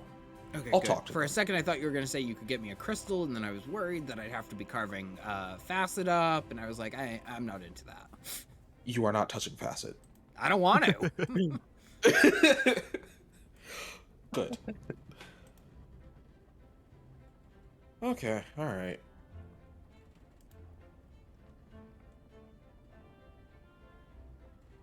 All right, beautiful. Yeah, and I mean, like, this is just a small snippet of your conversation as y'all are just like idly chatting for, I think, probably like a good bit of time. And we come back to Ellida and Melu, who are tidying up as you do. Lita's like washing the same dish over and over again. Like she's Please. Melu's like, Ellida, and they just like take the same dish that she's been washing out of her hands and put a different one into it, and then like dries it and puts it away. And just like lets her keep doing it, but occasionally just swaps the dish out for a dirty one. that's such a good routine. She appreciates it. She's just very distracted and forgets to make part of the thing. Yeah, I understand. Thanks. Thanks. I was wondering, do you like would it be too much to maybe like ask you to send another message? Oh, if you would like me to, I can. Would that keep you from doing anything else? Like when we need to? No, we've got another day of travel, so. Okay. Would you think maybe you can ask her where she is? Yeah, I can. So you want me to ask her where she is? I have 25 words. I could ask her a whole lot of things, given the right situation. What do you think we need to know? Like what? Maybe where she is. How many people are guarding her? Being good. If she's How? moving or in one place. Yeah. If she's. I mean, I want to know if she's okay, like as okay as you can be, but I don't.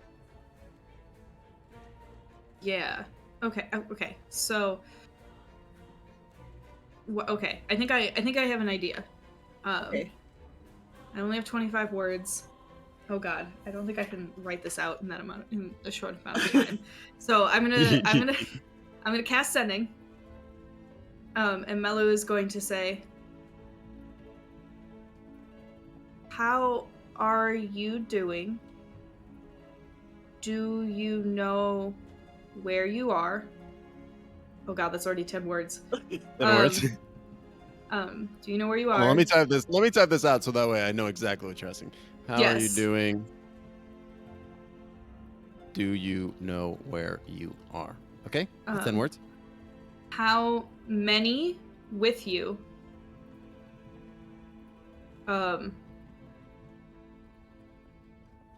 Are you safe enough Ooh, I'm trying to think. Are they mistreating you?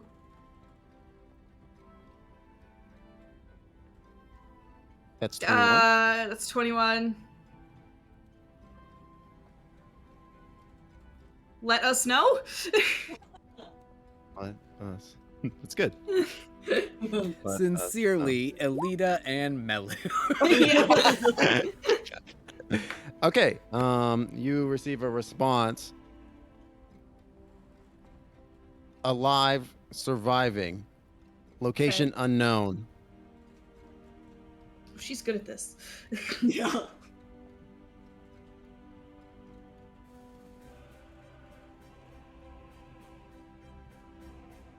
Is that all?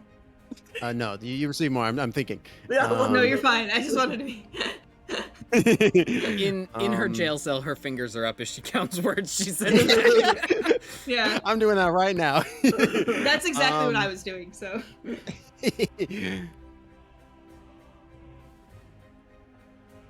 That's basically the somatic component for the spell is you have to count on your fingers. That's really good. Many prisoners here. Lost track.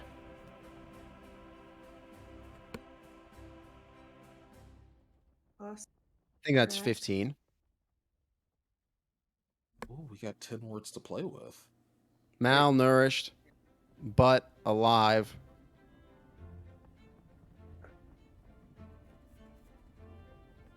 They put, or sorry, it's hot, too hot.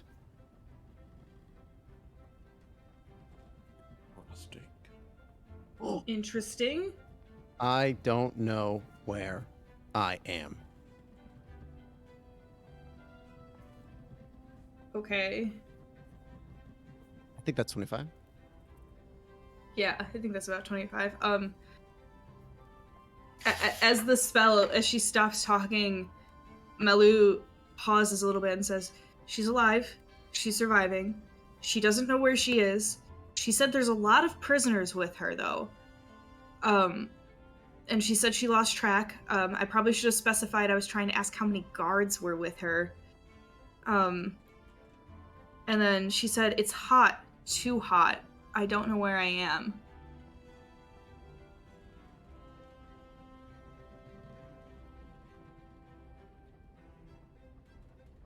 Ellita's just like thinking.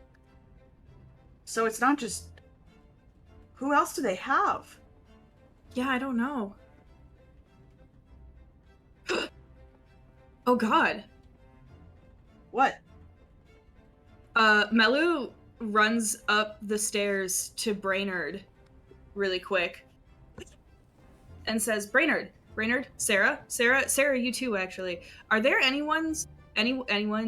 people that they could have taken that would matter to you? Ellita like runs up after Melu because she's just like, whoa. Yeah. As soon as like the realization hits. Cera looks at Melu and goes, "Well, I'm dead, so." Okay, that helps. I don't think they could have gotten, like Zed, but Yeah, and my current family are all members of House Cannith, so they're pretty hard to kidnap without big publicity. I mean, my mom and dad are hobgoblins, but I don't know if they'd be able to find them. okay, maybe that's not who else is with Viola then. Melu is out of 3rd level spell slots, so they cannot message their parents at this moment. If they're with other people though, couldn't it be anyone else in the cult who might have spoken out against the new leadership? That could be. Yeah, you're right. That's probably a little bit more logical than them gathering up a bunch of our loved ones, right? Right? It could be that. It could be other persons of interest that have gotten in their way in their pursuit of dragon idols as well. Or folks that have maybe had information. Yeah. She also said it was too hot. It was really hot there. Timbo, can I roll a I guess would it be like a history check to see if I can recall any places that have particularly hot climates? Sure. Yeah. Give me a history check. Let's go ahead and jump to the big map. Let's go. Big map, big time. map. Yeah, and I was gonna say either, like, obviously a desert, but also considering, I don't know, I guess it's hard because the cults moved around. We like straight up know that. Yeah. But I was also gonna say, like, if they're in Sharn, it could also even be in the cogs. It's true. Yeah. Also, they're probably not in the plane of fire. Oh god, That seems unlikely. that seems a little too hot. It's So- just Sarah's there's like, a you lot know, of them. take- Hot. That's too hot, as in you would not survive. Yeah, with the 17 history check, Sarah just like thinks about a few different places that might fit that description, right? Brennard's like bringing up the cogs definitely fits that description to you. The like a more tropical forest, like in the Forest of Drome, you also think could fit that description. A desert as well, naturally, like the Blade Desert over in Talenta Plains. Your stomach kind of drops a little bit at the thought of it, but you also think potentially the Demon Waste to the north past the Elden Reaches. But you kind of dismiss that one more to give yourself like peace more than anything. You're like, no, there's no there's way. a little spot on the map here just called the Lake of Fire. So Right. I mean, like, Yeah. just like, yeah, like, exactly. So you come up with a couple I of got a different question, like, too. potential ideas. Yeah. Would Ellida have, because like on the basis of what Melu was saying about like, or no, what somebody was saying, somebody said something about like other people in the cult that may have, or maybe it was Mess, yeah, that said anything. Those that disagreed. Yeah. Would Ellida have noticed anybody else disappear like suddenly and just like not be talked about again?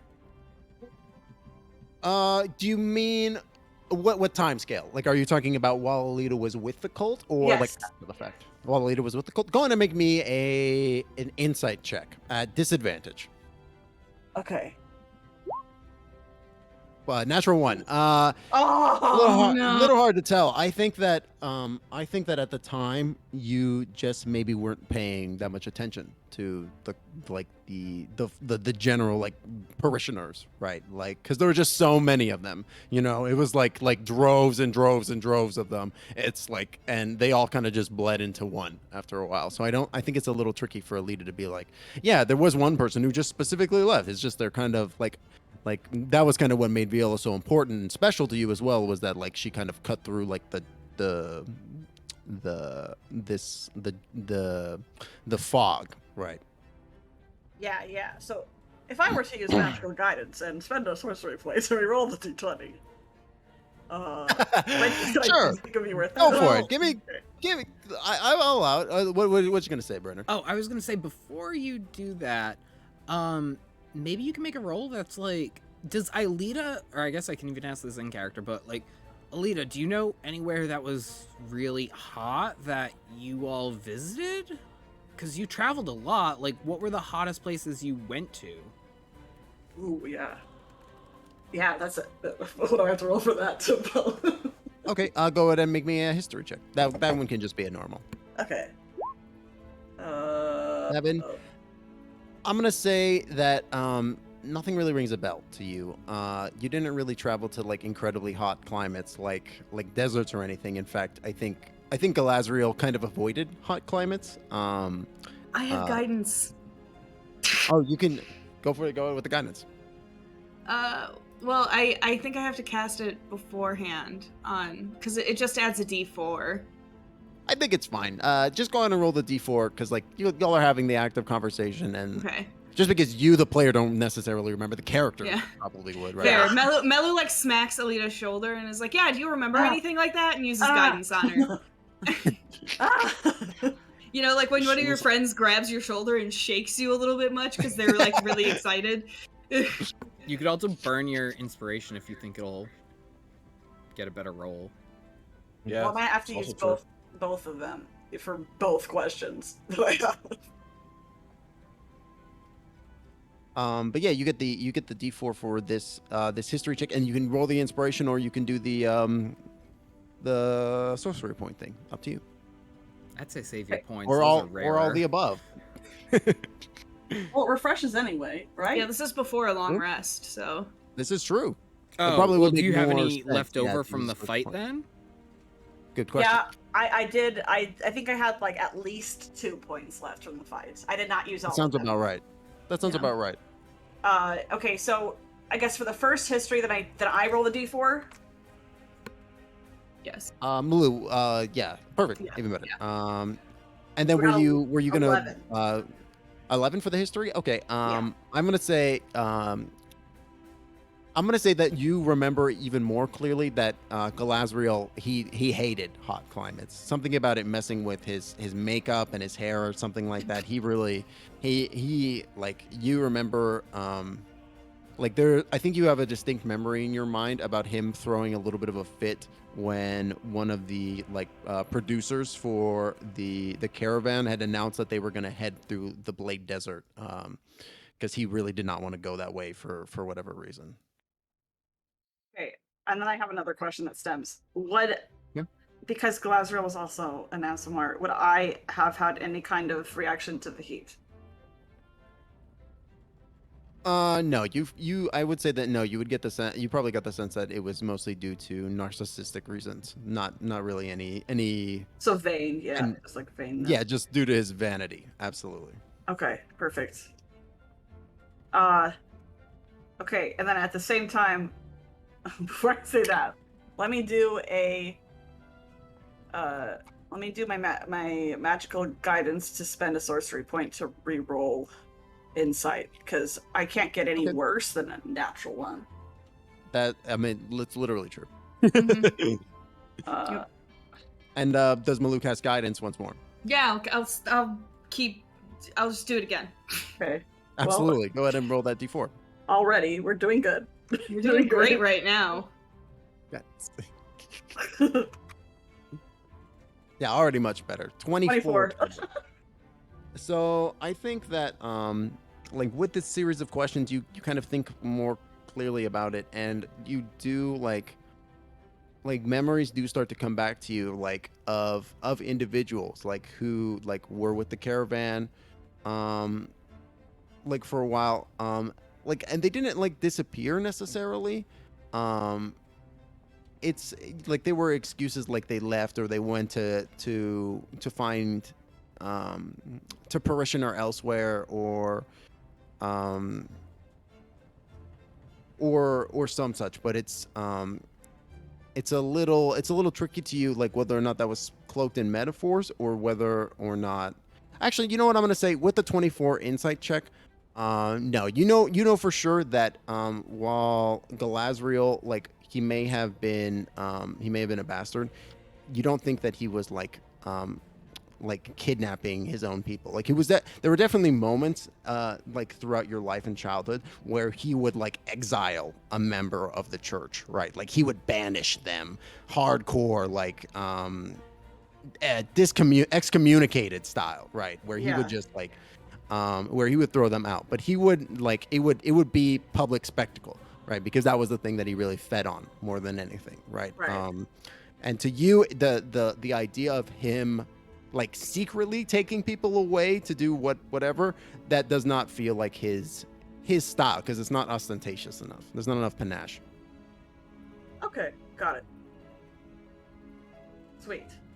Okay, now to answer Mel's question, Ellita's gonna mention the deserts that they never went to that they avoided, sticking out particularly in her mind.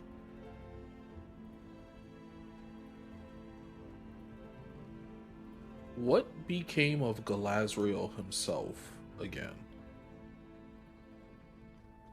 Did he just disappear? Interesting. Ah. Wait.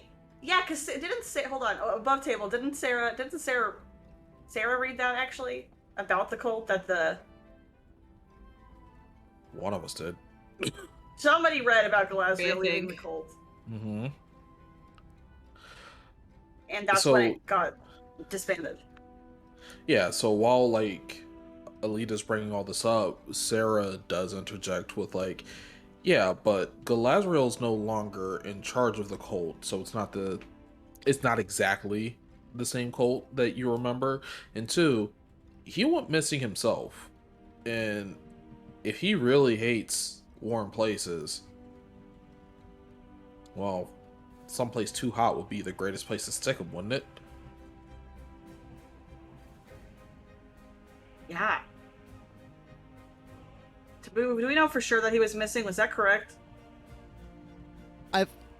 I'm racking my brains right now. I believe that there was a hint in the heist episode where Ellida, when you were going to charge it to the Order of the Perfect Peace, right? Yeah. Though the woman who was trying to take the credit she was saying, oh, I had heard that they disbanded, but she had heard like rumors that Galadriel was trying to kick something back up, was trying to do some kind of reawakening or something like that. Like they had heard whispers about him doing something. So he's not missing per se.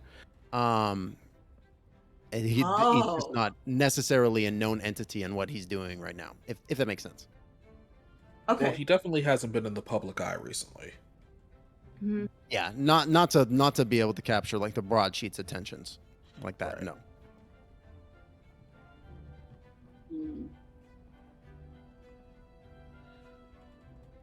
Alita's just gonna be like, at the auction house, the person that was taking the money from us, they kind of mentioned that something about them possibly doing something else, and I think she was talking about Galadriel. Well, And whatever he's doing definitely hasn't gained any notoriety yet. Yeah. We haven't heard hide nor hair of that. We did a lot of research not that long ago. he was very he liked attention a lot. He was very obsessed with his self-image, which makes me wonder. I don't know exactly if he'd want to be seen after the Order of the Perfect Peace fell apart. And Not unless he was sure that he had built something greater. yeah, as someone else maybe. You don't think he's fancy man, do you? He doesn't look.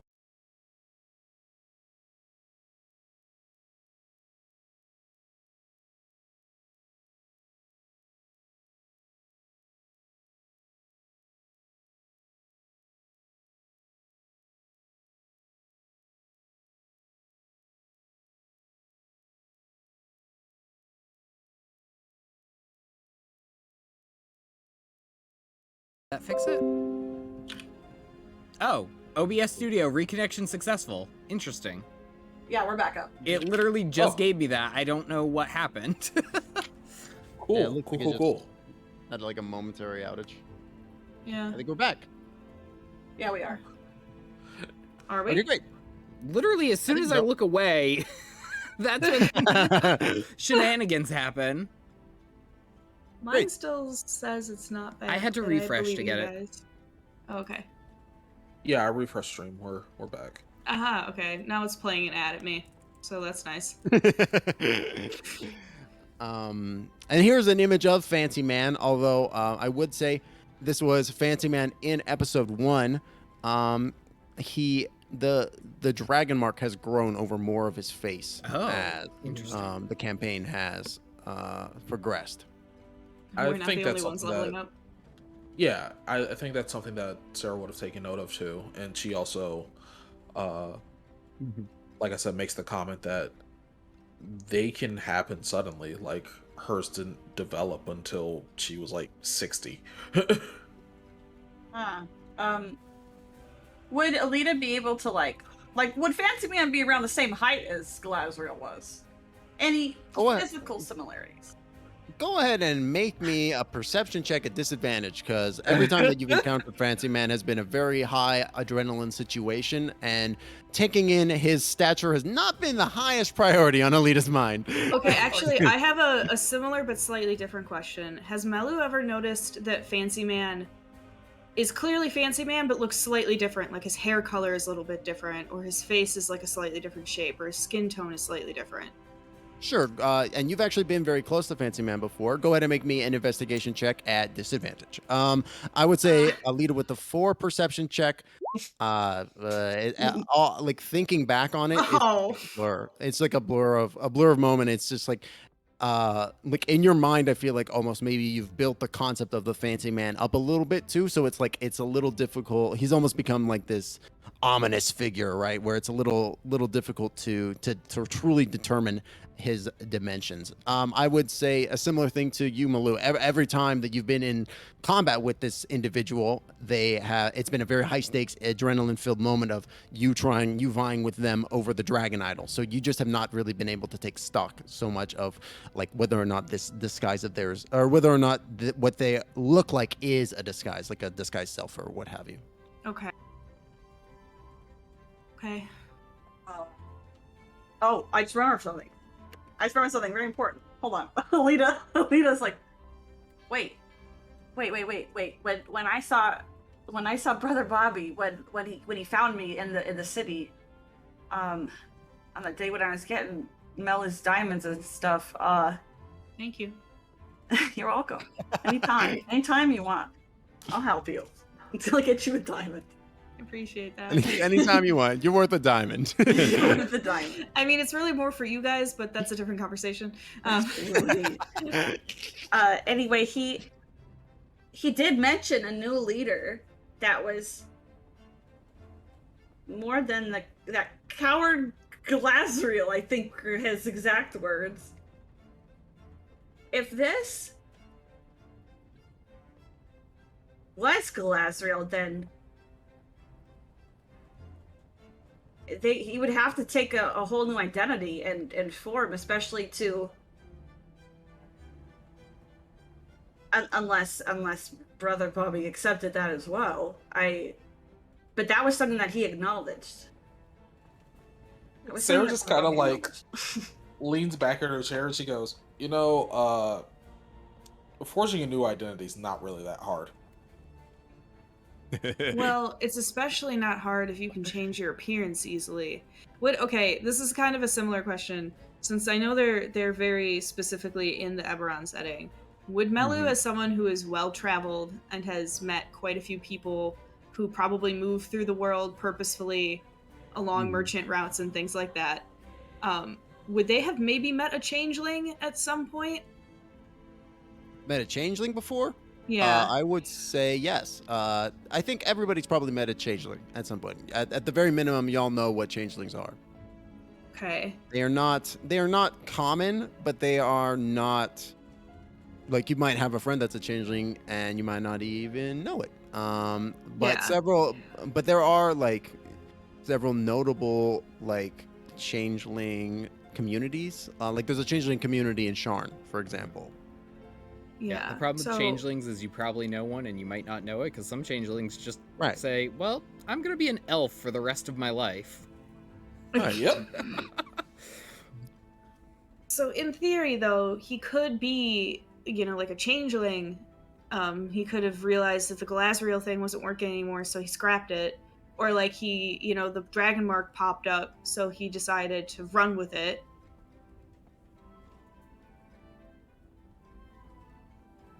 And I mean, if you can change your appearance that much, it would be so easy to drop an identity. Sure. So I'm actually kind of jealous. Maybe, but like, the whole focus of this of Ellida's group seems to have changed too. So like, I mean, it's right. possible, but it feels like this might be a different person. It could be. It could not be. We're, you know, Grasping at straws, maybe. this is So- brainstorming. The one constant is brother Bobby, but I guess Melu, you did see that they actually became the cult before it became the cult now.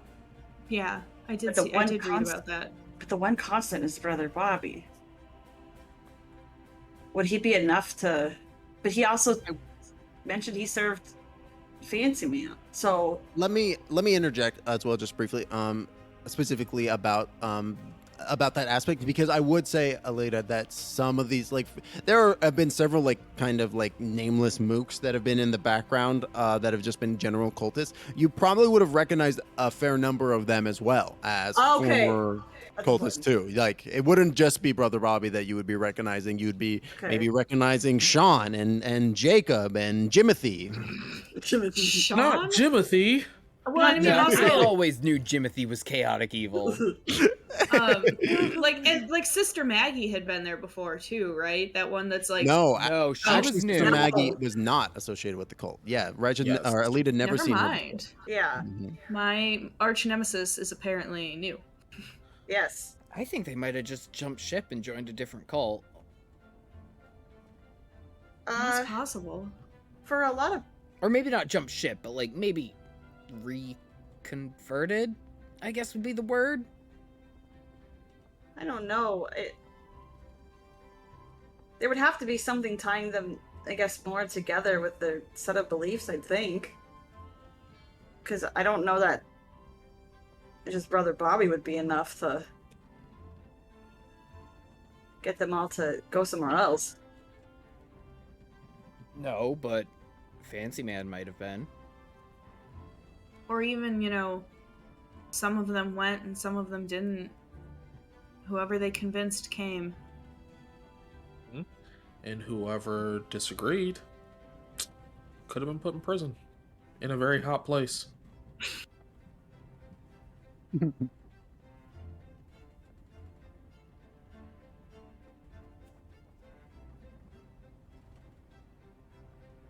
A silence falls over the group as all the thoughts are exchanged, and everybody becomes contemplative as all this new information and the new possibilities about who's Fancy Man. Is he Galazaril? Is he somebody else? Is the cult the original guys? Are they new guys? It's so many questions, and the weight of it just weighs down upon you all, and an oppressive air in this room, I think, in this moment as this natural pause occurs.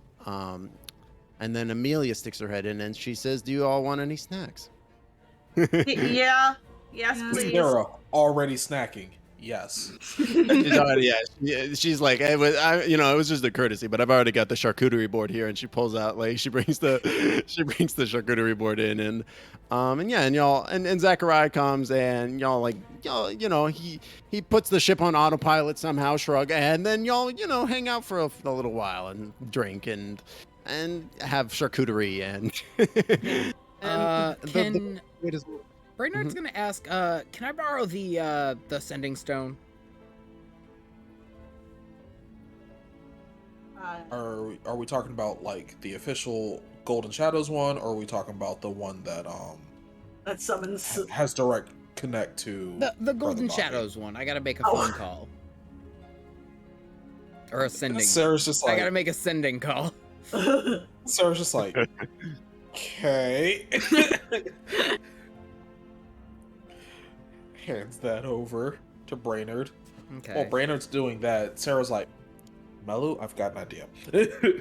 All right, what's your idea? And Cera is just like whispering something to Melu. It's not Okay. actually super secretive, like Zachariah, Amelia, Ellida, they can hear it too. Okay. But Okay. above table, it's something that Jess and I have already discussed. Yes, yeah. so secret. So many secrets. Yeah. So many secrets.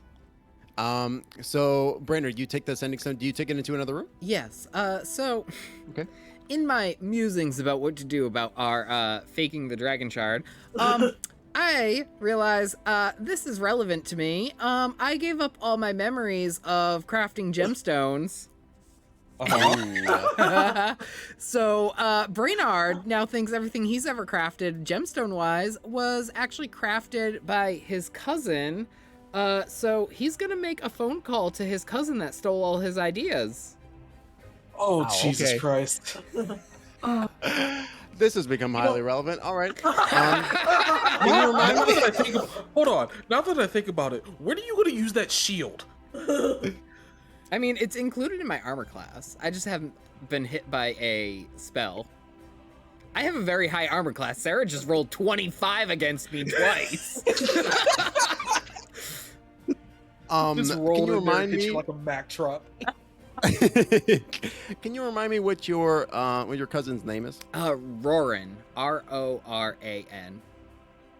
Okay, Roran to Kenneth. Perfect. Oh, Okay, my excellent.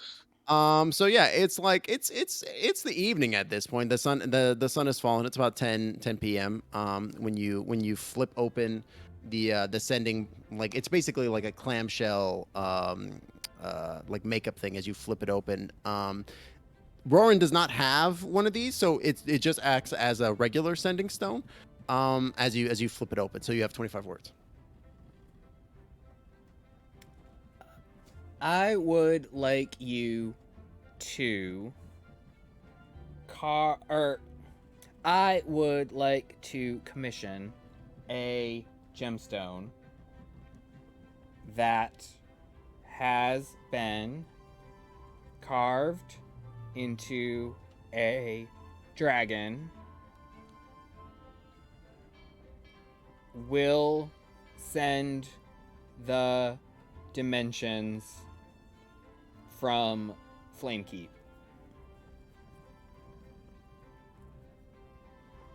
And I'll end there.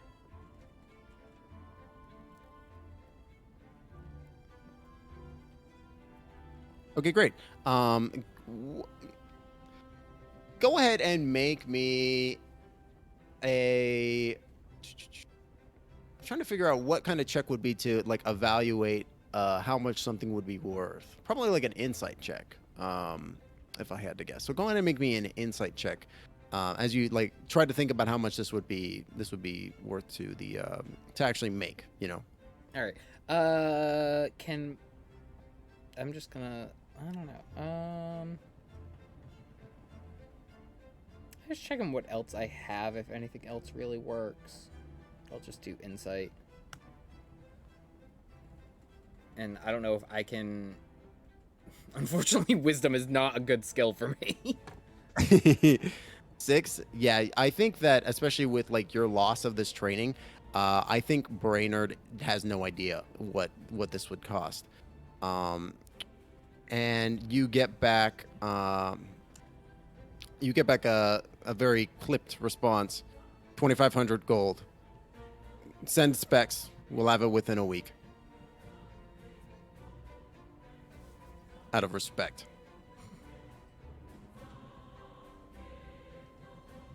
All right.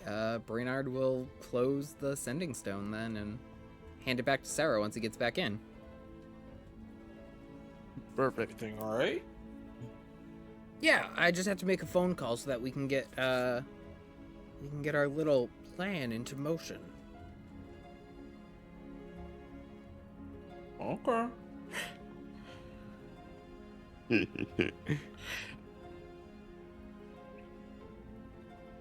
Well, she's gonna eat a grape.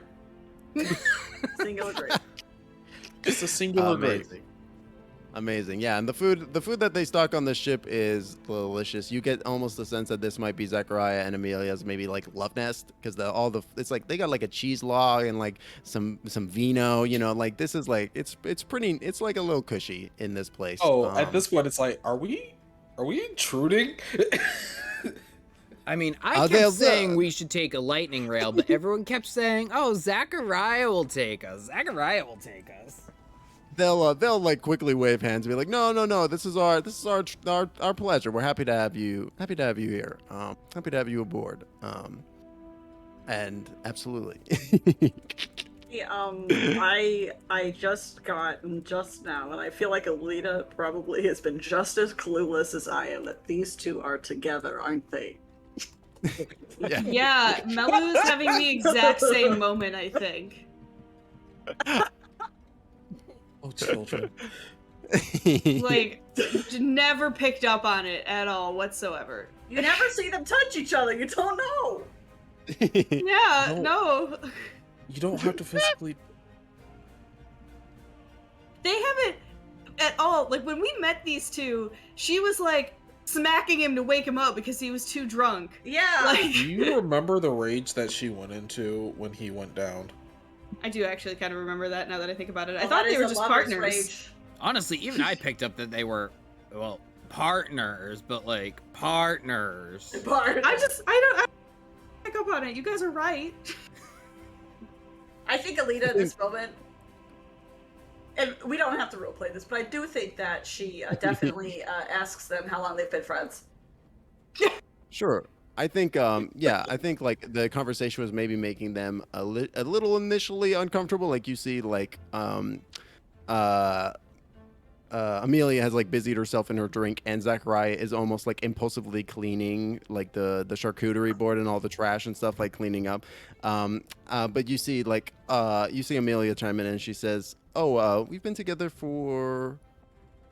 partners for about 2 years now. Ever since, well, it's not technically he got me fired, but." And he'll say, "I didn't get you fired. All you did, you reported on me to the newspaper." And she said, "Let's not hash this out again." Ellida finally realizes the together partners part. Oh, well, I is that why he hired you then? To get you a job back? That seems nice. I mean, you Amelia work will together, groan right? Amelia will groan and say, "It was really, honestly, the least that he could do." And he said, "You were the one that wrote the article. Again, it was not my fault." Melu, being fairly wise as a person, is not going to get involved in this conversation and is in fact going to leave the room. Good choice. Just be like, "I'm gonna go to bed. Night, guys." Ellida just finally making the realization, just like, oh, that's so cute. Employment is cute? What? Not that part. Guys, I think we should rest. Zachariah, if you need me to, I can take over the ship. You know what? That sounds good. You know, I'll take you up on that offer. I'll get a few hours of sleep, and I know as an elf, you don't need as much of a siesta. So I'll go take a little nap, and I'll relieve you from the deck in the wee hours, so you can get your trance in and be ready for the day to come. Sounds good. All right, beautiful. And I'm just dying from Galaxy's message in the chat. And not really sure how the conversation in front of them. It's so good. They're just like, oh. So good. Fine. Yeah, so all of you, like, with the party kind of, like, Melu's lead, the party kind of dies down, and y'all filter into the various, like, cabins. I'm sure, like, Cera goes up onto the deck and takes control. The night passes. Cera, the stars are beautiful as you're flying the ship, which seems to be happy to be being controlled by you, and it gives you no issues as you're doing so. And a few hours pass. Zachariah comes up. Used to be in the sky, Captain. I feel like you feel like it suits you. Like, definitely, absolutely. Like the wind in your hair, like the open sky, absolutely. This is like, I almost feel like to me, I always felt like Cera was like searching for freedom, and I feel like this almost gives them that taste that they're like looking for a little bit. And then it's several hours that you're piloting the ship, but it feels like just a few minutes to you as Zachariah like comes and relieves you of the helm. And with that, you head off in trance. And with that, we're gonna smash cut over to Flamekeep. Like before y'all know it, the docking of the ship onto the air docks of Flamekeep like bonks the ship and kind of rouses all of you from sleep. Please forgive the very rough mock-up of this map that I built in the few hours before stream. I love Very it. good. I like it a lot. Thank you so much. So yeah, y'all find yourself in the airship docks.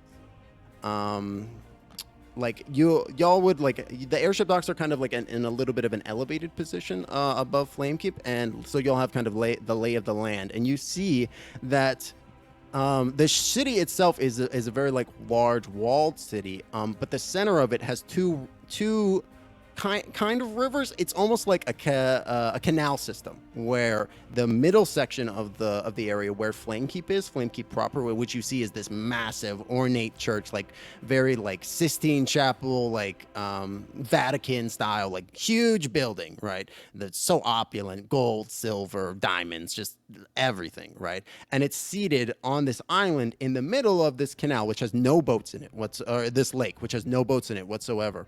And you see that this northernmost section, which leads to the Scion Sounds, it's like a big canal where ships can come into it, and then it will fill with water, and then it will raise them up to this or lower to allow them to go out into the Scion, or to allow them to go south into like the mainland of Thane, where the river goes. And you see in the middle of like this, in the middle of it, you see Flamekeep. You also see like, not on the map, there are several like bridges and stuff like that bridge these two sections as well. So it's they're kind of like the drawbridges, so they go up and down depending on the ships that are coming through. And you also see like it's very clear that from the air that Flamekeep itself is denoted into like two main sections differentiated by that river. The upper area, which is where you've landed in the airship, is very it follows the similar styling of of Flamekeep itself, where it is this very like it's very high end, and there's lots of like high quality looking buildings. The masonry and the architecture is very fine, and you see like it's quite opulent. Versus the lefter side of the city, which seems to be a little bit more run down and less well maintained. You see part of it, the section nearest the charity house on the other side, it's just kind of looks like a ramshackle. Like the buildings there have really deteriorated and do not look great over on that side. As y'all kind of like are making your way off of the airship,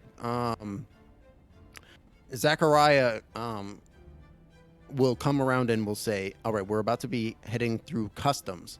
And they are very finicky about magical items. So if you have some place that you can stash them, that would probably be for the best. You don't want to be caught up in the red tape of trying to bring a magic item into this place, because it's the capital. Brennard opens up his bag of holding. Everybody toss him in. Well, that in itself is a magic item, isn't it? I mean, yeah, but it's gonna be easier to get this pass than something else. What if they find it and rip it, Brennard? I mean, I don't think the customs agents would cut into it. I think they'd just open it.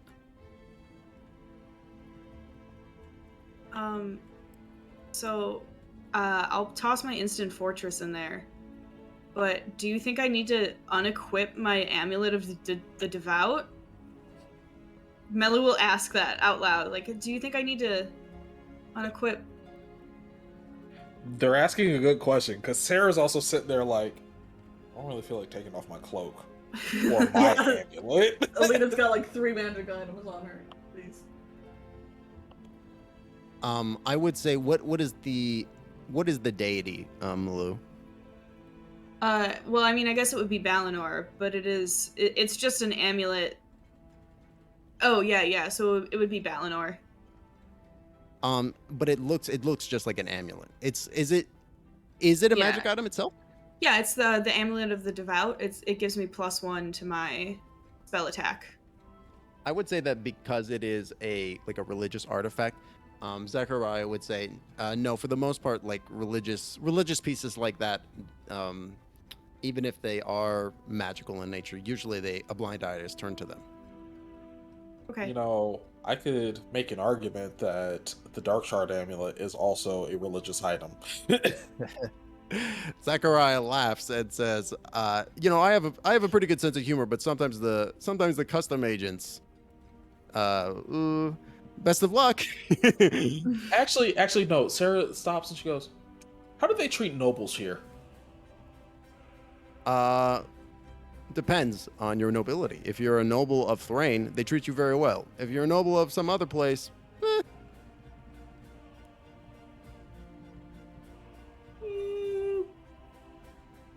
depends we'll on the chance. place. I wouldn't. You And chance Sarah's it. like, "I think we'll chance it."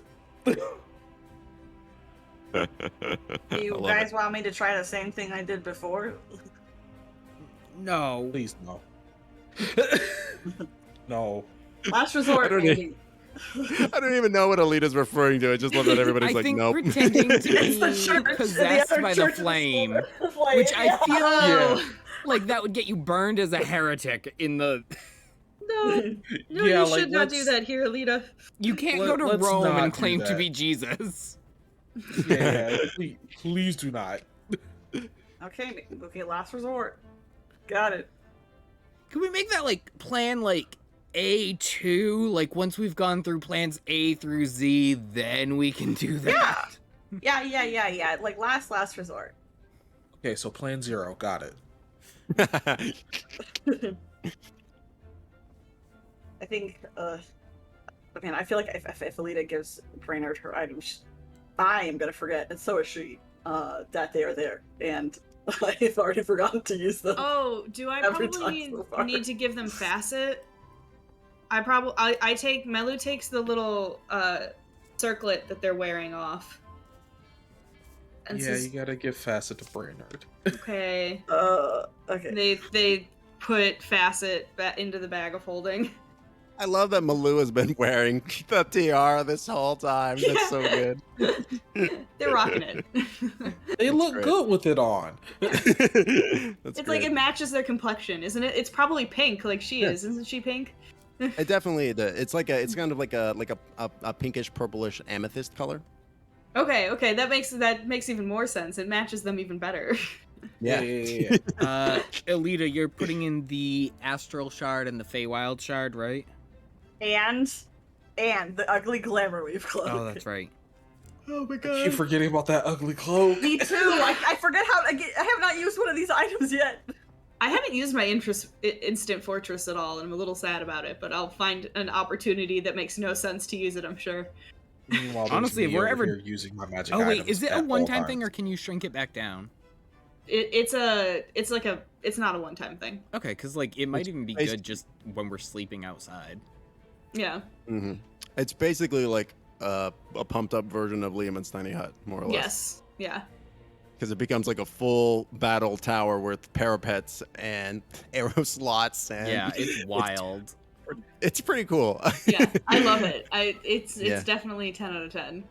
It's very and also very thematic. I would also say don't remove the items from your character sheet or anything like that. Just like because like Zachariah will make it clear that you will be able to like put your stuff back on once you get into the city. You just can't because if you were wearing it in the city, they assume that customs approved it.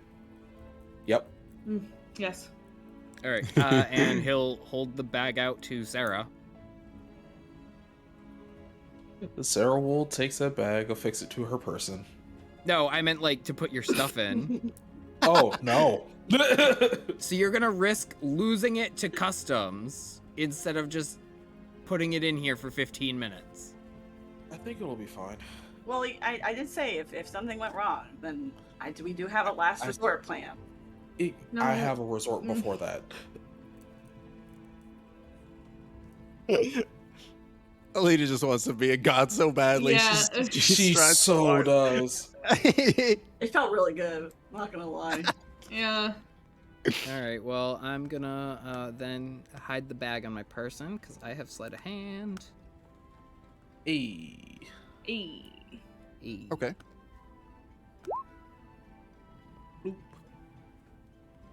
Well, And Melu, you probably seeing what Brennard is up to. You could probably cast guidance if you wanted. Yes, I absolutely will. Yeah, because I'm just assuming in these like pre-scene moments that y'all are like maximizing your abilities and buffs and stuff. Yes, I apologize. I was yawning as you were asking me. Oh, no worries, no worries.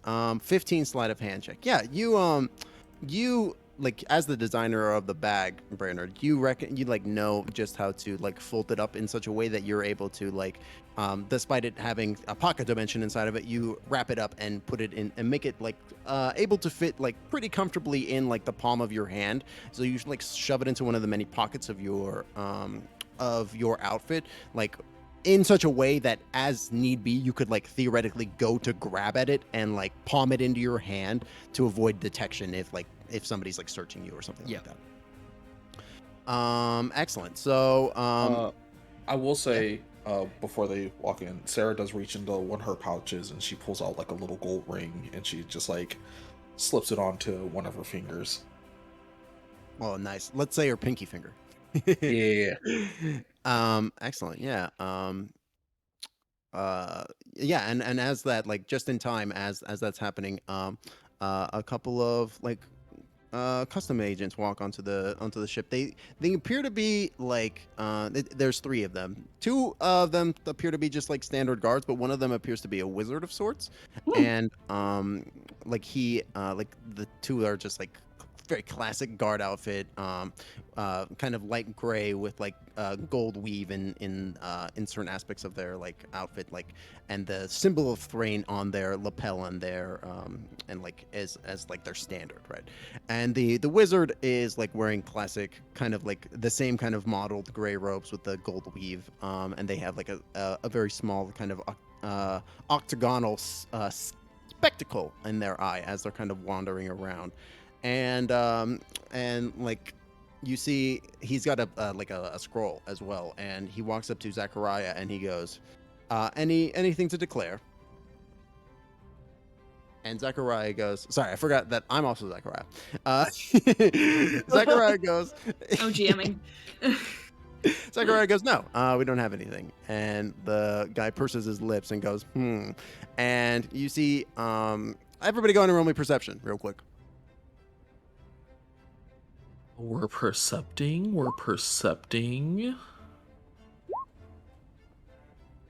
So everybody except Ellida sees this. You see the wizard's, he seems to be half elven. The wizard's monocle flashes like briefly, and you recognize that to be like arcane light. That's like active. That's happening as it activates an effect. And he begins to sweep the bow. I'm just gonna make him roll a d20 real quick as he takes a look. Let's see how good he is.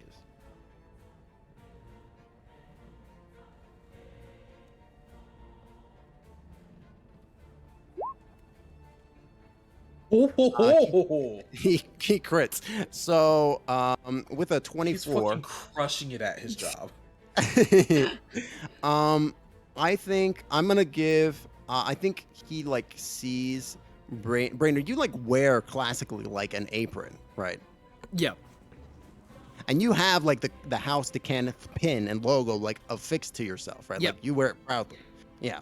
So he sees you and he beelines to you because he recognizes that like if there were to be anybody with magical shit on them, it would probably be the House to Kenneth person. And so in this moment, I'm going to say with the 15 sleight of hand check and with Cera's background feature, I'm gonna let Cera like step in this moment and kind of like deflect attention away while you make another sleight of hand check, Brennard. That will be against that will become a new DC for this individual. 22. That's pretty good. Can we Melu, say, if you yeah, I was gonna say, can we say like Melu like yeah, pats him on the back real quick? I'm gonna say if you want to do it and cast guidance, you'll have to make a deception roll at disadvantage. Oh, I think we can trust the 22. I think I'm gonna trust the 22 in that case. I technically needed to do it before you rolled anyway, so we'll just not. So, so Sarah, you see this sharply dressed wizard, like kind of like walking in purposefully towards Brennard. What do you do to intercept? Wait, sorry, did you say me oh. or Sarah? All right, Sarah. What does Sarah I do? would do to intercept? Ooh.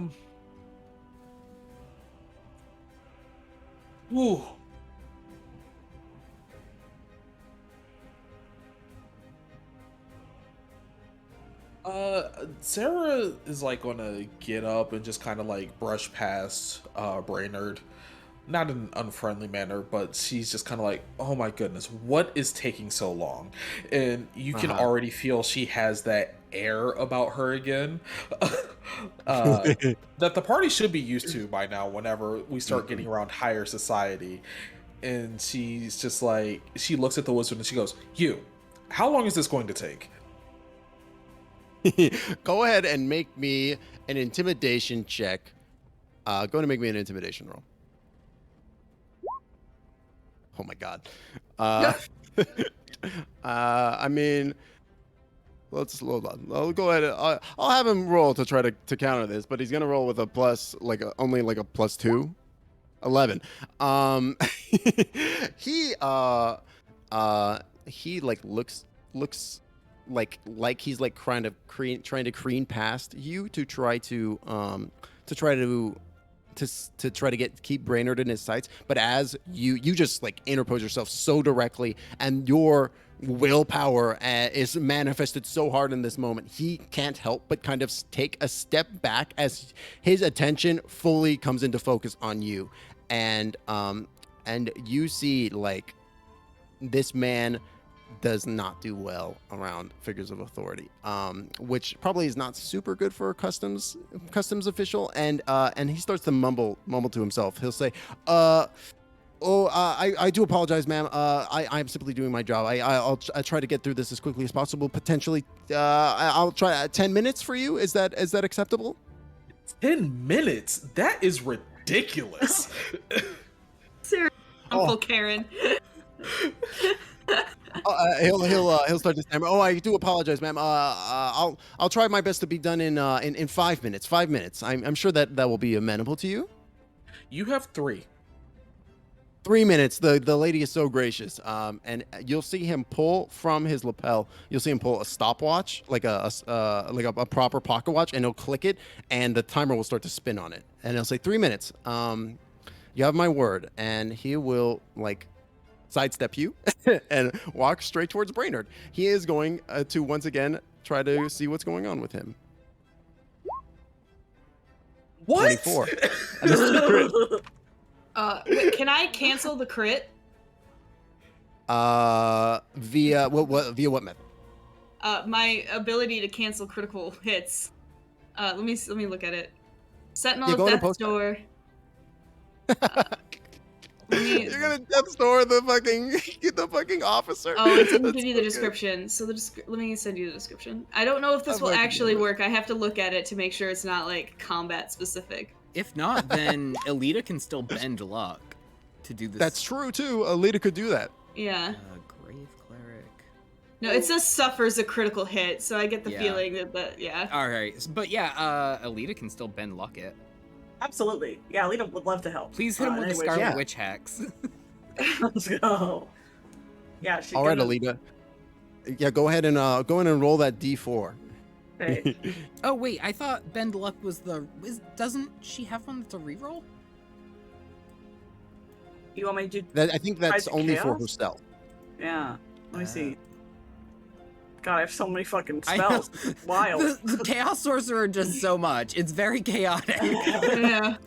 I'm like, God, very on okay, brand. Name. Yeah. Look at forces chance of chaos to gain advantage on one attack roll. So gain advantage on ability check or saving throw. I think that would be for you though. Yeah. Yeah, it doesn't say somebody else. But yeah, okay, we're going with D4. That. Rip. A 1. Is there anything else that can be done to lower the score? It needs to be lowered by 2 points. I don't have anything. Let me see.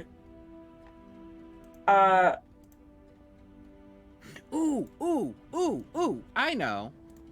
Yeah? I have the thing I always forget. I Yeah? have Brennard's racial ability, saving face, because Saving face. I refuse to fail. So Hell yeah. yeah, I gain a bonus to a roll that I just failed, which would be this, equal to the number of people who can see me to a max of +5. That are your allies. There you go. So which is 5. So that's 27. Oh my god. Yeah, the Such a wizard good starts looking at thing. Brennard's left hand, and Brennard literally just backhand tosses it to his own right hand.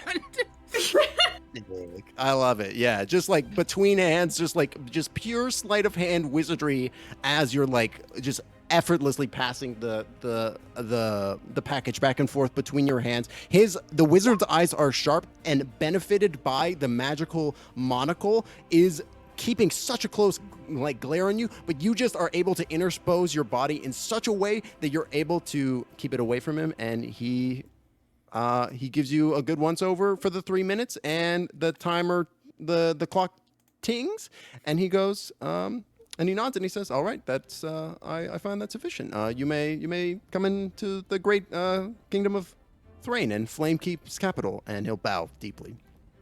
Excellent, good job, everybody. Wow, that was amazing. Good job, everybody. Great job. Wow. Truly incredible. All right, excellent. And with that, the custom agent leaves with the cards, and he gestures forth down the docks. Cera mutters after he leaves. She's like, I really hate how that's so effective all the time. It was harder to get freaking dragon shards past the old foreman in the cogs. That was easy peasy net compared to that. Oh, absolutely. Look, if there's one thing that people respect without any question, it's royalty. Yeah. Or, She, gods. Just for funsies, as we're getting into the city, I'm gonna use my Melu's eyes will like flash white, and they're gonna use Eyes of the Grave. I knew it! I'm a little curious because because like normally when I'm in like Shard and stuff, I pick up at least 1 or 2 undead, like skeletons that are just like living their lives, in Just place or vibing. like in a lot of places. So I'm just curious if any pop up here. Sure. How big is the AoE? It is any. You know the location of any undead within 60 feet of you that isn't behind total cover, and that Okay. isn't protected from divination magic. Okay. I would say that this section of the docks, the whole dock section is both an airship and a regular kind of like dock section of the town. Like this part of the Flamekeep kind of slopes down to the Scion Sounds a little bit. So as you're kind of making your way from like in the docks area in general, you do get a 1 or 2 undead presences, but they're like on the ships themselves, right? And like as you kind of are making your way down into Flamekeep proper, all of the presences kind of pretty abruptly vanish, and you do not sense any of the sort. Interesting. Okay.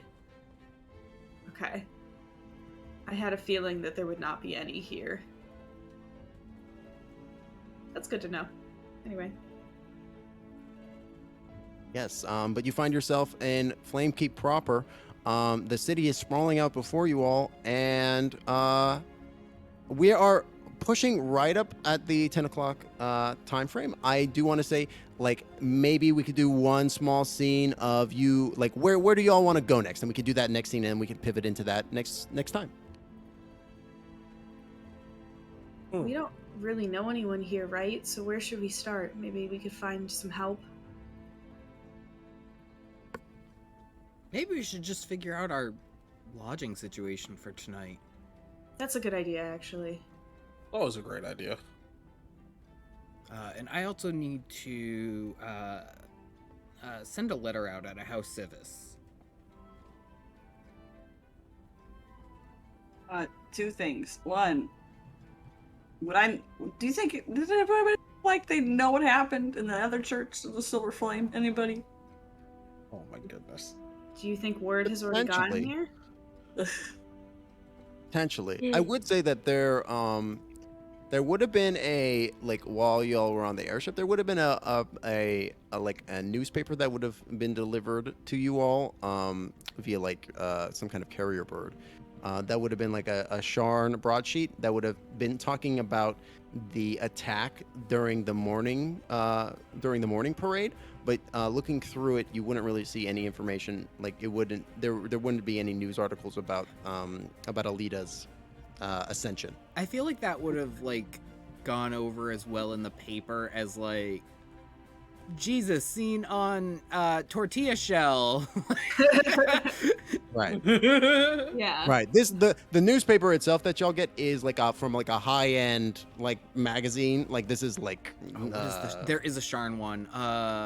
yeah. What is it? It's not the Sharn Inquirer. I'm looking. No, that's that's a tabloid for sure. It's the Sharn Inquirer is 100% the Sharn the Inquisitive.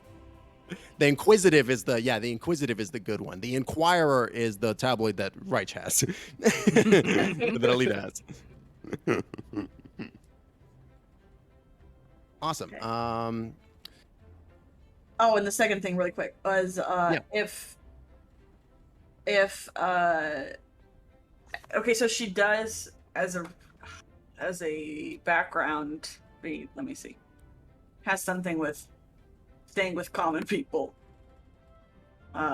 People will let you stay with them. Oh, sure. And that I think that would be definitely true as long as Ellida, tells them, "Hey, I'm Ellida from the Order of the Perfect Peace. Wouldn't you want to give me lodgings because of how good of the people we were?" Oh God. That would be the kind of no.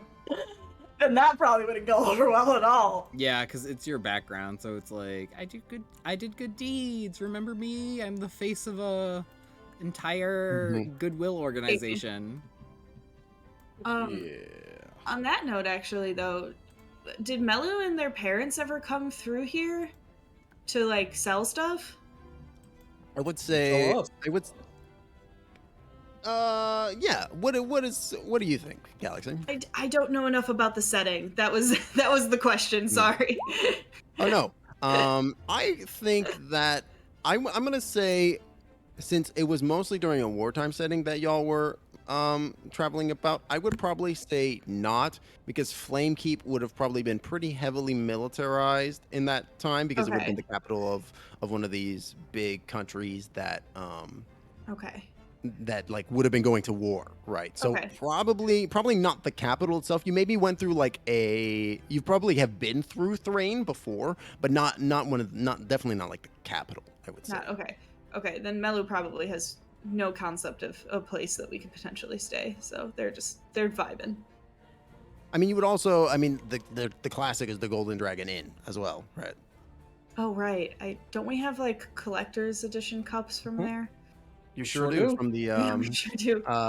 from the Drome establishment. Melu will just be well, why don't we just go to the Golden Dragon? Seems like the most logical place, right? Logical, safe. Great. Cera's just kind of she's looking around, just looking out for places that might seem interesting. So we had talked about this behind the scenes a little bit, and as well as hinted at it post or at the end of the last stream. But Cera had reached out to her patron about a potential contact, and we had agreed that they were running some kind of bookstore or something like that, right? Yeah, bookshop. So is that specifically what Cera is keeping her eye out for, or is she looking for something just in general? Well, the unfortunate thing is she doesn't know exactly what she's looking out for. Thanks, patron. Yeah. He's you screen my calls. I'm not telling you anything. Figure this out. It's like, I'm not telling you anything. Figure this out. She's like, okay, but I'm on the hunt for a dragon idol. And he's like, ooh. And he's like, you better stop leaving me on red then. She doesn't leave him on red. She's just like, do I feel like talking to him right now? That's different. But yeah, she's like I said, she's on the lookout for just like not a bookshop in particular, but maybe something that'll catch her eye. Sure, yeah. Okay. Because she can just chat people up and maybe eventually find this person. Sure. Yeah, and y'all are like kind of taking in the sights a little bit as y'all are wandering about. The directly south of the air docks is, or well, I guess my question is, what direction do y'all head? Do y'all stay in Upper Flamekeep, or do you all head down to the Lower Flamekeep side to try to find a cheaper golden dragon? Because y'all would know that golden dragons are pretty ubiquitous, and so like they're like a McDonald's. You know what I mean? There's like the McDonald's upstate or uptown that's like a little nicer, or the McDonald's downtown, which gets the job done. You know. Yeah, but like, let me tell you, every I've once in a been while to you one get of those those. downtown McDonald's. I started walking in, and there was literally one time a mouse like clawing at the door, and I turned around and I went, I can't eat here. Yeah, so there's that, but there's also like every once in a while, you know, maybe you'll see them on a video or something. Those like flagship McDonald's where you're like, whoa, this McDonald's is just operating on a completely different level.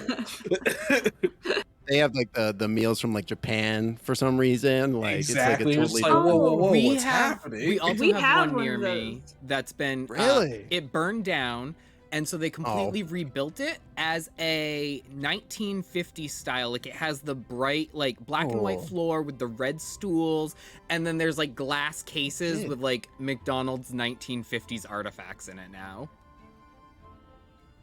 That's actually awesome. Yeah, That's super cool. so if upper Flamekeep has a golden dragon that's like Fancy. just you know, just slightly above, let's go there. I agree. Yeah, let's go to the good Let's one. pamper ourselves for once. We've been Yeah. through a lot. We like I literally love it. went and got like a big fancy meal like a session ago, didn't we? Yeah, but now it's time for a big Sweet. fancy sleep. You're right. You're right. And a big fancy meal. Amazing. I love it. Yeah, absolutely. And I would say that like while you were like kind of docking at the air docks, you would have seen that in this kind of southern area there were like some very like kind of like a shopping center over on this side, and you would have probably been able to see like a very shiny golden looking building, like kind of the jewel of that kind of area. Like, yes, the golden dragon. Alright. And once we have where we're staying, I'm gonna head to like House Civis, so I can have them send like magic facts of Sorry. the like measurements, the sketches I've done of the dragon idol, how big it has to be, all of that information over to Roran. Perfect. Cera Yeah, is absolutely. Mhm. Sarah's just, you know, she's gonna poke around the shops, do a little retail therapy. Amazing. Once we have a place to stay, Melu's gonna cast Sending. So I don't know if we want to do that right this moment or if we want to wait, but that's what's gonna happen. Okay. It sounds to me like y'all are going to the Golden Dragon getting rooms and then splitting off, basically. Yep, to do our Yeah. little minor things.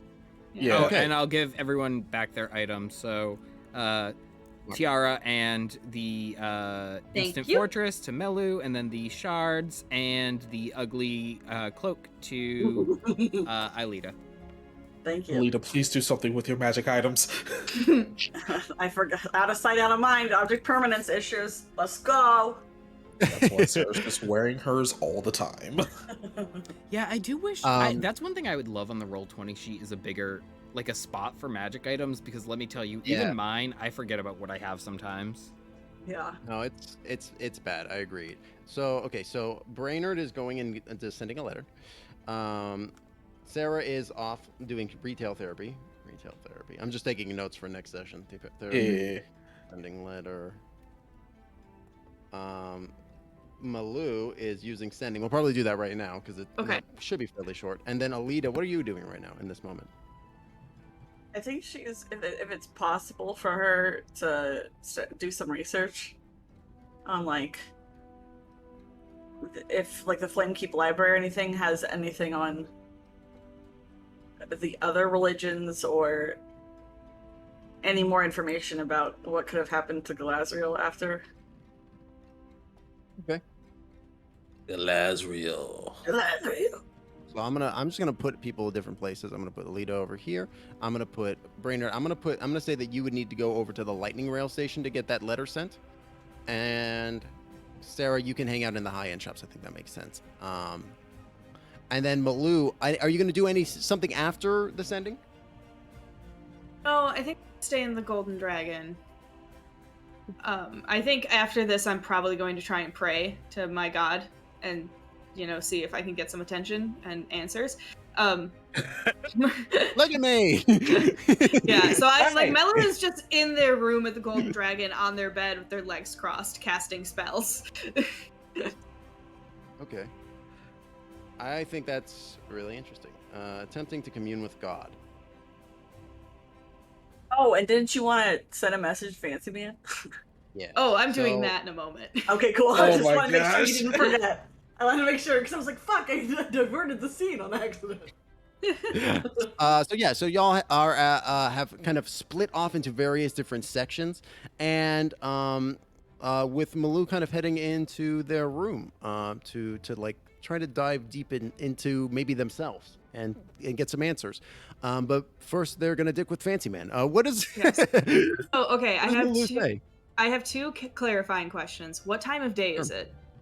It's mid-morning at this point. It's like I would say, maybe afternoon, about or just noon. Okay. Sun is high in the sky. Okay.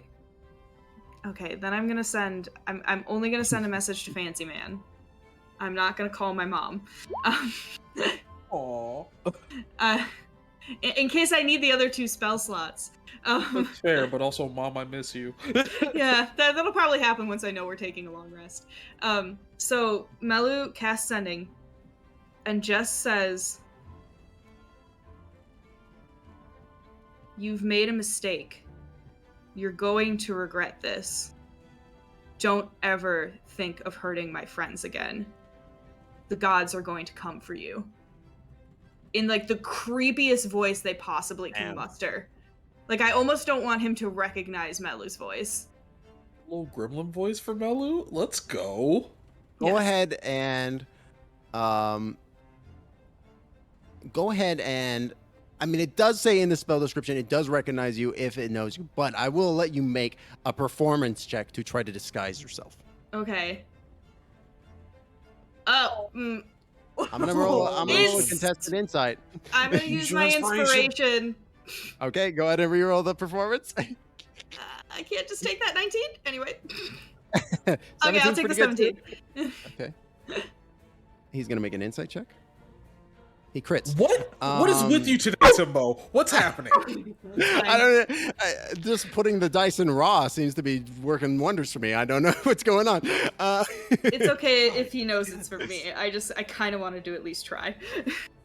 Uh-oh. Maybe I put a target on my back. Fine. He will respond simply.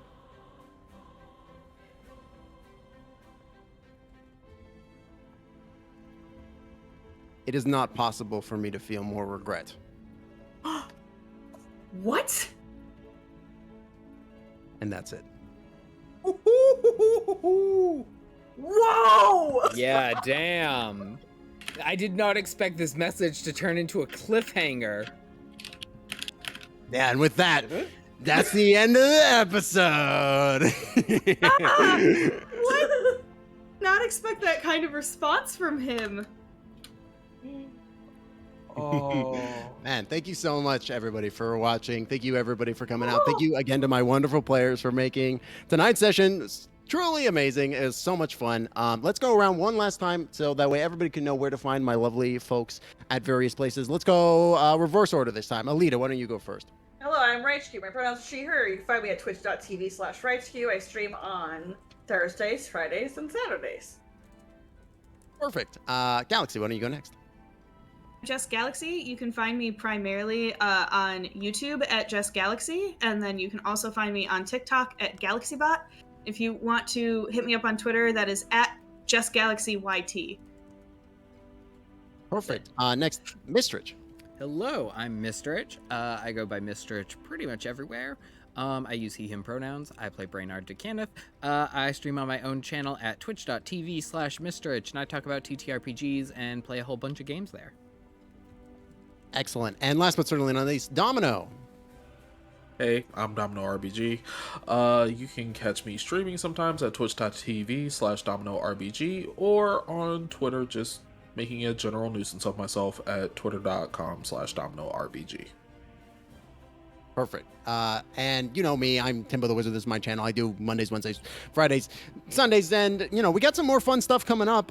We got Gold Moon streams, we got fucking ADH design, all kinds of fun stuff. But thank you again, everybody, for coming on out tonight. I super appreciate all y'all lurkers, chatters, raiders, everybody dropping bits and all that kind of stuff. I super appreciate it. Thank you again, AOL, for the lovely raid, and Fairy My Mysteries Angelus and Brezzo for the follows. Super appreciate y'all. Welcome to the guild. Let's go ahead and raid into Scally, because he's raiding right. He's playing something right now, and let's go send some love on over to him. He's a very talented role player, and you know, the dude he constantly makes me laugh, basically all the time. Like, like he'll just say innocuous and funny statements, and I appreciate that. But thanks again, everybody. Are we gonna play next week? Do y'all want to play next week? I Yeah, am that ready was to the play plan. next week. Yes.